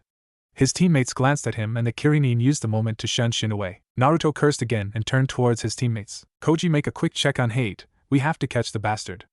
"How are both your chakra reserves?" "I'm almost out," Emiko replied, breathing deeply, "but a soldier pill should do the job." "Hi, Taicho is okay, slight chakra exhaustion and a few superficial wounds." I can take care of it quickly, Koji said, looking up at them. No, don't, Naruto said, shaking his head. If it's nothing serious, let Emiko watch over him, while we catch the bastard. He should still be in your sensory radius, so, let's get going. Emiko, make sure Hate doesn't get harmed, we'll be back soon. Emiko nodded before her two teammates sped off eastwards. Neither Emiko nor Koji ever thought about questioning Naruto's authority at that moment. The Kirinin made it to the sea between Fire Counter and Water Country, before he was cut off by Naruto. The blonde ninja had instructed Koji to stay back and wait for an opening, while he jumped right in front of his enemy, landing on the water. Further out on the sea, Naruto could make out the sails of a ship. Unlike their last fight, the blonde didn't wait for his enemy to talk. Between being fooled by the Kirinin earlier and said ninja having injured his Taicho, Naruto was rather pissed. He had longed to test his new skills with water manipulation in battle, and this was a prime opportunity. He sped through 44 hand seals for his new favorite jutsu and whispered, Suetun, Suryudan no Jutsu, Water Style, Water Dragon Bullet Technique. A huge dragon made of water with glowing yellow eyes coiled around Naruto, who was still holding the bird's seal. Suddenly the water dragon shot forwards towards the Kirinin, who jumped into the air, to avoid the attack. Naruto wasted no time and used his Suetun, Teppadama no Jutsu, Water Style, liquid bullets, shooting multiple small, high-velocity water balls at his enemy, hitting him. The enemy ninja snarled, as he got back on his feet and used a jutsu of his own. All around Naruto, the water started to form some kind of net, trying to capture him. Using the shunshin, the young blonde made his way towards solid ground. The instant his feet hit earth, he threw multiple shuriken at his enemy. The Kirinin realized a moment too late that Naruto's aim wasn't as bad as he thought, and most of the shuriken had missed on purpose. He was tightly wrapped up in ninja wire as multiple saban shot out of the forest behind, hitting him. A moment later Koji landed beside Naruto. That was almost too easy, the Yamanaka said. True to his words, the ninja wire around their enemy suddenly broke, the ninja glaring at Naruto and Koji. You're gonna pay for that, you little shits, he snarled and charged towards them. The Kirinin was actually able to keep up with both of them simultaneously in Taijutsu, showing that he was probably a jonin. Naruto signaled to Koji that they should fall back, and the two of them disengaged, grouping up again close to the shore. Listen, I have a plan. We have to get him to use some ninjutsu. Let's try to force him onto the water. He should be a lot more confident in his ninjutsu when has direct access to it. As soon as he shoots something at us, create a mud wall along the shore. Hopefully he will try to keep going at us. If he tries to get over the wall, we have him, Naruto said quickly, before flinging a few kunai with explosive tags towards the Kirinin. The two Konohanin pincered their enemy, forcing him towards the waterline by using ranged attacks. As soon as he was on the water, Naruto used another water dragon on him. The young blonde was starting to feel the toll all the jutsu he used until now took on him. The Kirinin, however, raised the water wall, deflecting the attack, and immediately sped through another set of hand seals. Suetun, Miwakuta Kinamizu no Jutsu, Water Style, Captivating Water Technique. As before, a net of water shot out of the sea and towards Naruto and Koji. Naruto had just enough time to realize that the water had an unusual hue to it, before Koji's mud wall rose in front of him. Quickly creating two Kage Bunshin, Naruto grabbed Koji and used the Doton, Mogirigaku no Jutsu, Earth Style, hiding like a mole technique, and the two ninja vanished into the earth.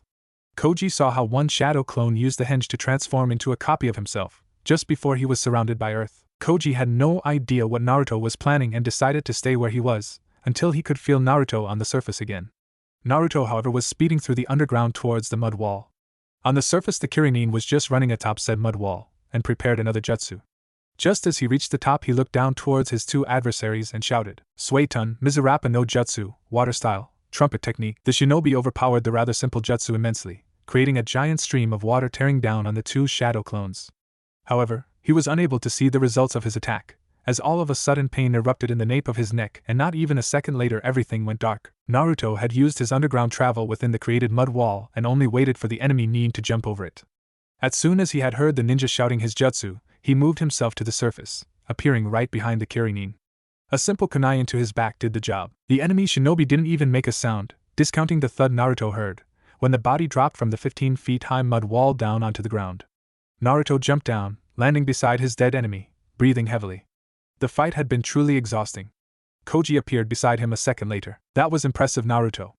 Never thought about using the Mogirigaku together with a mud wall, Koji commented, before taking back the scroll the Kirinin had stolen and sealing up the body. Why are you sealing the body? Naruto asked. He knew there were secrets to be found in the bodies of a few shinobi, but it was rare. Because it's time for you to get a new apartment. I know that guy, he's listed in ours and Kumo's bingo book. Sadao Mori, the Uota Iba, Water Weaver, Kiri Jonin B rank. Really? What's so special about the guy? It's not like he was super strong, Naruto said, plopping down on the ground a little exhausted. He could take us both in Taijutsu Naruto, but the real threat is his water manipulation. Koji said, and Naruto perked up. How comes? He asked. He knows some trick to transform water into ice. Before you ask, it's not the Hayatan Kekei Genkai. Hayatan users directly transform their chakra into ice, but this guy has some trick to lower the temperature of water while using his jutsu. No one knows how he does it. That's why I'll take the body back too, Koji explained and took out a small book from one of his pockets. Here he is. As I said, he's listed as B rank, 5 million Ryo. Should be enough for a new apartment, don't you think? Holy shit. Well, that's going to get all of us a new apartment, Databeo. Naruto shouted before blushing a little. He had made headway in getting rid of his verbal tic. Koji just chuckled at the young blonde's antics. Let's get going, Naruto. The others are probably already waiting and I'll have to check over 8. Hi, 9. October 1299. Naruto was woken by loud knocking at 7 in the morning. It was a Saturday, and he had opted to sleep in for once. After the last mission, his team had had the rest of the week off, due to Hate still recuperating, and Naruto had found himself a new side project. Instead of buying a new apartment with the bounty he received for Sadao Mori's head, he inquired about other available apartments in the building he currently lived in. Since its location at the edge of the residential Shinobi district between the Hokage Tower and the training grounds was quite good, he opted to stay. However, since the apartments were all quite small, only low-rank ninja used to live there. Low-rank ninja was, more often than not, synonymous with ignorant about seals, and therefore a lot of them cancelled their lease and opted to move out. Naruto took advantage of the empty apartments, and with the help of his Gigi bought out the whole top floor instead of only renting it. The boy had to hire someone to make sure he didn't accidentally tear down support walls when connecting the 4 apartments that he now owned, and to plan the layout of his new home. Turns out shadow clones are rather useful for construction work. There was still a lot of work to be done, and he had to hire additional help for the electricity plumbing, but his new apartment should be ready within 1 or 2 months. Still a little sleepy, he opened the door to see an A&B waiting there. On closer inspection, he recognized the cat mask. Nico Nichin. What are you doing here? Hokage-sama requests your presence, Uzumaki-san, came the monotone reply. Geez, what's with all the seriousness, Nei-chan? Naruto muttered and walked back to his bedroom. Make yourself comfortable, I'll be out in a minute. True to his word, Naruto was back fully clothed 1 minute later, his hitai strapped to his forehead. Nico was still standing in front of the door, not having moved an inch. The two walked out of the building and Naruto used the Shunshin to the Hokage Tower. Walking towards his Jisan's office, Naruto noticed Yugao still following him. What's that all about? Naruto thought to himself. Opening the doors to the Hokage's office, Naruto walked in casually, waving lazily towards the Hokage. Yo Gigi, what's up? Why do you have to get me up here the one day I wanted to sleep in? Naruto whined. The Hokage set down his brush and looked towards Naruto, his gaze unusually stern. Genin Uzumaki Naruto, I received the report about your latest mission yesterday, and there are things that need to be discussed. The Hokage said in a grave voice. Naruto stiffened. Something was wrong. Checking his surroundings, he noticed that it felt weird. Naruto wasn't a censor by any means, but Shinobi learned the feeling of nearby chakra, due to simple exposure and need. There were definitely more Shinobi in here than the usual 4 AMBU guards, the Hokage, Nico, and Naruto. Hayate-san and Koji-san described your actions in great detail. After all, the mission was supposed to be simple enough, but 2 individuals of your team were admitted to the hospital upon your return, the Hokage continued. Hi Gigi. But Imiko-chan was only a little exhausted and Hayate Taicho had some damage to his chakra network, due to overuse, nothing serious. Naruto said, somewhat apologetic, still trying to figure out what he did wrong, for his Ji-san to be so serious. According to the reports, you took charge as soon as your team's leader was out of commission and were responsible for the kill of a B-rank Kirinin, the Hokage continued, ignoring Naruto's interjection and still looking very stern. Under those circumstances, I have no other option than promote you to the rank of Chunin. Naruto stood stock still, not a single muscle twitching until laughter erupted from Nico behind him and the Hokage started grinning. Naruto noticed how the air shimmered for a second before Hate, Imiko, and Koji appeared in the office, laughing at Naruto's expression. The young blonde found his voice after another moment. You assholes! I was terrified I did something wrong. My apology, Naruto-kun, the Hokage said with mirth in his voice now, but it was not my idea. Apparently some ANBU wanted to get back at you. Oh, they're going to pay for that. May Kami be my witness. Naruto was about to continue his rant, but a scroll hit him straight in the head. Taking the scroll, his look towards the Hokage questionably, but the Sandaime only motioned for him to open it.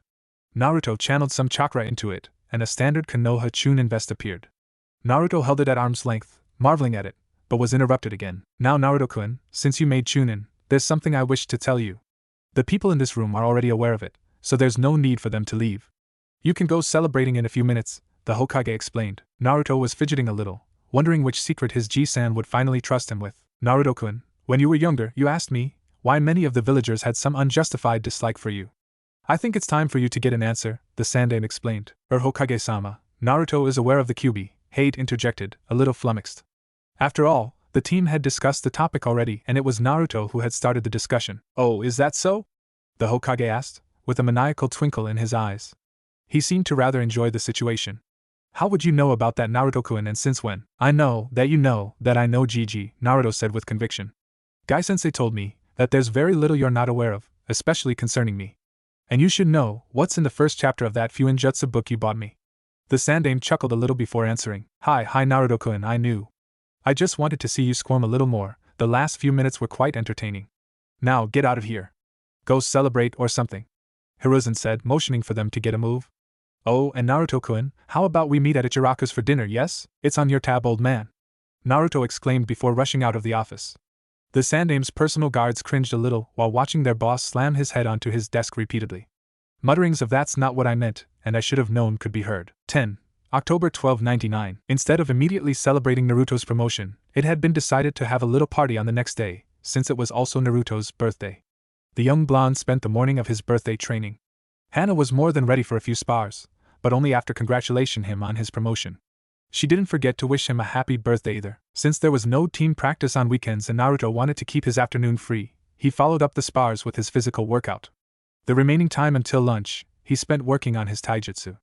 Although Naruto had stuffed himself with ramen just the previous evening, he decided for another visit to Ichiraku's for lunch. After all, the party would be held at Yakiniku-Q and there was no way for Naruto to spend his birthday completely without ramen. His walk to the ramen stand was rather curious for Naruto. He had never walked through the village during the Kyuubi festival all on his own. Even last year, he spent most of the time in his apartment and only went into the village with his Ji-san. He learned that lesson early on, when he had to be saved by Anbu from a mob of drunken villagers. Fortunately for Naruto, such violent gatherings were very rare and he never had to suffer through them. He had to endure the glares and nasty remarks, the loneliness and isolation of his younger years, but his Anbu guard always made sure that no one ever physically harmed him. At least not adults. Wearing his Chunin flak jacket, he noticed that most of the civilian crowd simply ignored him. There was the occasional idiot still glaring at him, but it was rare. Naruto didn't know whether he was ignored because the people's opinion of him had changed slightly for the better or because they simply didn't recognize him. Either way, he was quite content with it, especially since most ninja gave him a respectful nod. Arriving at the ramen stand, he received another round of happy birthday wishes and was informed that his meal was on the house today. Naruto decided not to go overboard. It wouldn't do to abuse his first friend's generosity. Halfway through his meal, Naruto was interrupted by a very welcome voice. Ohio Naruto-kun. Happy birthday. Naruto's head towards the owner of the voice and smiled. Hey Nico-nichan. Thanks, how are you? I'm perfectly fine, but I was actually looking for you. What for? I thought we were meeting at Yakiniku's? Naruto asked, before another mouthful of noodles vanished between his lips. Well, I wanted to give you your birthday gift a little early. Yugao replied, grinning. Naruto didn't like that grin one bit and became a little apprehensive. What are you planning? He asked, fear laced in his voice. Well, you see, your new vest clashes horribly with that red trim on your hoodie. And you have easily grown another 5 inches since you bought that outfit. How tall are you now? 4 feet 10 inches. Finish your lunch, we're going to Hirashi's. Imiko-chan is meeting us there. She exclaimed happily. Naruto had never seen the purple-haired kunoichi so giddy. 1 year ago, Naruto had enjoyed buying new equipment and a new outfit together with his Ji-san. After today he actually hoped that he wouldn't grow anymore. He was also certain that women were evil. Obviously, shinobi clothing should primarily be functional and aesthetic only secondarily. His 2 female friends, however, made sure that Naruto's new outfit was pleasing to the eyes as well. After 2 gruesome hours of switching clothes, Naruto exited Hirashi's shop with his new outfit. Naruto, or rather Yugao, decided on the standard black ANBU style pants. Instead of the previously black bandages, they were now red and finished off by black sandals. Since red was apparently a no-go directly under the green flak jacket, he now wore a black high-collared shirt. The sleeves ended just below the elbows, an elastic band holding it in place. On both upper arms were 2 small, red Uzumaki swirls and he bought a bigger pair of red fingerless gloves. Due to his shirt being open in the front from his collarbone upwards, Naruto was wearing a fishnet shirt underneath. His flak jacket was closed only up to his collarbone as well. It was stylish according to Imiko. Since he was in the shop anyway, he stocked up on kunai and other equipment as well, which was now sealed into a scroll together with 2 similar sets of clothing to the one he was currently wearing. In hindsight, it was probably not the brightest idea, since birthday gifts for ninja are usually equipment-oriented. After returning to his new apartment, Naruto took a nap in order to recover from the insanity that was girls. It was definitely the best birthday party Naruto had ever had. His friends Shikamaru and Choji had come, as well as Guy and Hana. While Guy's gift was appreciated, Naruto decided against wearing the green spandex suit. Having just bought new clothes, made a passable excuse. His team was of course there, together with Yugao and Anko. Emiko had even brought her 4-year-old sister, Kiyomi, along. Their parents had been merchants and died a few years ago, while traveling between villages. Ever since then, Emiko had been taking care of her with the help of friends.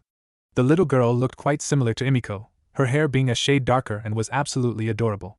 She rather enjoyed all the attention she got, although Emiko tried to limit Anko's influence at least a little. Out of the many gifts, his team gave him by far the best. They put their money together and got Naruto a brand new ninjato. It was a simple sword with a black sheath and black handle. Red ribbons crossed over the hilt, perfectly complementing his new outfit. Otherwise there was nothing out of the ordinary about the blade. Yugao-chan mentioned that your training in water manipulation is almost completed, so we thought you would need a sword sometime soon anyway. A katana would have been too big for your current body, and anything like a tanto would have been too short to really get into reach, so we got you something in between. It's not chakra conductive, but you would only need that later anyway. Hate explained. Midway through their meal, Shikamaru addressed Naruto. You know, Naruto, while you deserve that promotion, I wish you were still a genin. Huh? How comes? When I mentioned to my mother yesterday that you were promoted, she really got on my case. Father is quite happy with me being still in the academy. I only heard him muttering something about troublesome, insane prodigies. Mum, however, decided that she had to up my training to at least keep somewhat up with you. Troublesome women. Yeah, Dad said he would accelerate my training as well. Even told me how happy he is that I made friends with you. Choji interjected. Look at the bright side, guys. You get out of the academy and can take the Chunin exams right after it. They should be held in Konoha right then.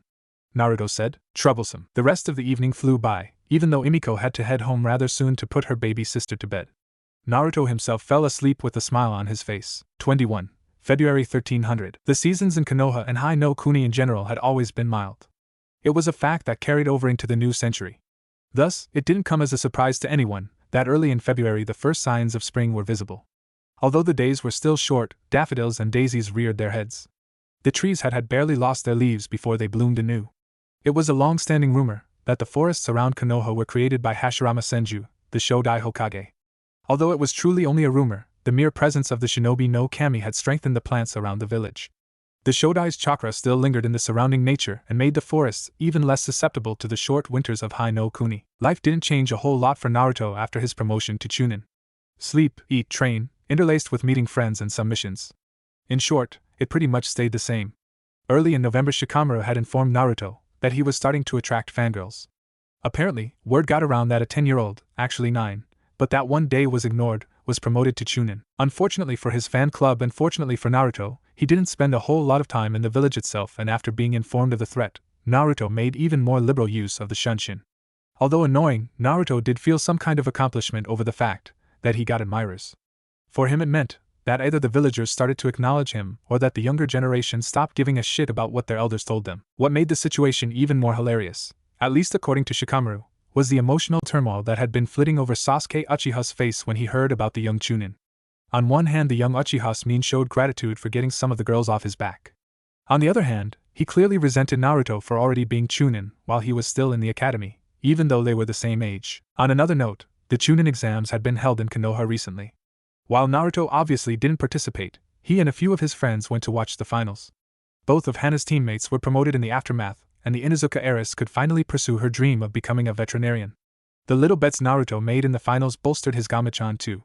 He didn't have much to spend his money on, and all the C ranks and occasional B rank led to Naruto accumulating quite some savings. Naruto's skill kept improving steadily over the months.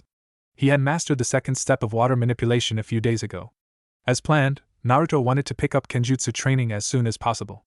However, neither Yugao nor Hate knew a style that fit Naruto. Hate used the standard Konoha-ryu, leaf style, which relied mostly on heavy slashes and was meant to overpower an enemy.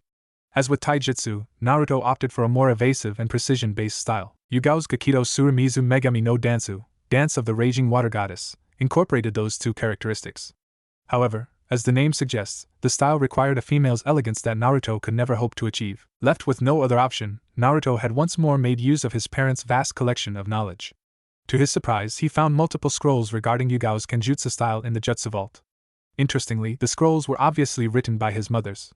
Naruto had read her last words to him often enough to recognize her handwriting anywhere. Yugao had once mentioned that her style wasn't complete yet and that her former sensei had died prematurely. The presence of the scrolls answered another of Naruto's questions concerning his upbringing. Of his 3 former ANBU guards, one was the son of one of his mother's dearest friends. If not for clan traditions, Kushina would have been Itachi's godmother. The other had obviously been taught kenjutsu by his mother. That left only Inu, of whom Naruto didn't know the connection to his parents. Naruto didn't ponder long on the question of Inu's relation to him, as his eyes landed on a set of scrolls with the Uzumaki swirl on them. He had never had the time to completely scour his parents' collection of scrolls, whether ninja-related or not. There was simply too much knowledge. Therefore, he had only looked into the library or jutsu vault when he needed something specific. In his own apartment, Naruto only kept stuff he was currently working on, like his taijutsu. Reading through one of the scrolls, Naruto realized that he struck gold. It seemed that his mother based her own style on the Uzumaki Ryu. However, for the moment being, Naruto decided to keep the scrolls to himself, since he didn't exactly have an explanation as to where he got them. There was still enough for Yugao and Hate to teach him though. They put him through the standard ANBU kenjutsu training, which meant basic stances, elementary attack patterns and counters. It was the common practice for ANBU operatives to receive this kind of training, since they had to be able to handle a blade at least to a certain degree. Due to the limited amount of time Naruto spent on kenjutsu, Yugao also showed him an exercise to further his control of water. While his water manipulation was technically considered mastered, there was always things you could improve on. The idea was to infuse a small amount of water with your chakra and simply play around with it. For example, forming a ball and let it hover over your hand. It was said that the Nidaime Hokage was capable of forming multiple, tiny water dragons and let them circle his body. The exercise not only improved his water manipulation, but also pure chakra manipulation and functioned as an introduction to shape manipulation. While his water manipulation was nowhere near the level of Tobirama Senju, there was little sense in devoting all his time to that one goal. As such, he started working on his minor air affinity. His Jisan had allowed him to use a few more Kagebunshin for his training, and while being slower than with his water affinity, there was definite improvement. In contrast, he learned only one new jutsu, that being the Katan, Gokaki no Jutsu, fire style, great fireball technique. After working on collaboration attacks with Imiko, Naruto realized he could do them with shadow clones as well. Due to his affinities, it was a rather hard task to learn a fire jutsu, but the advantages easily made up for it.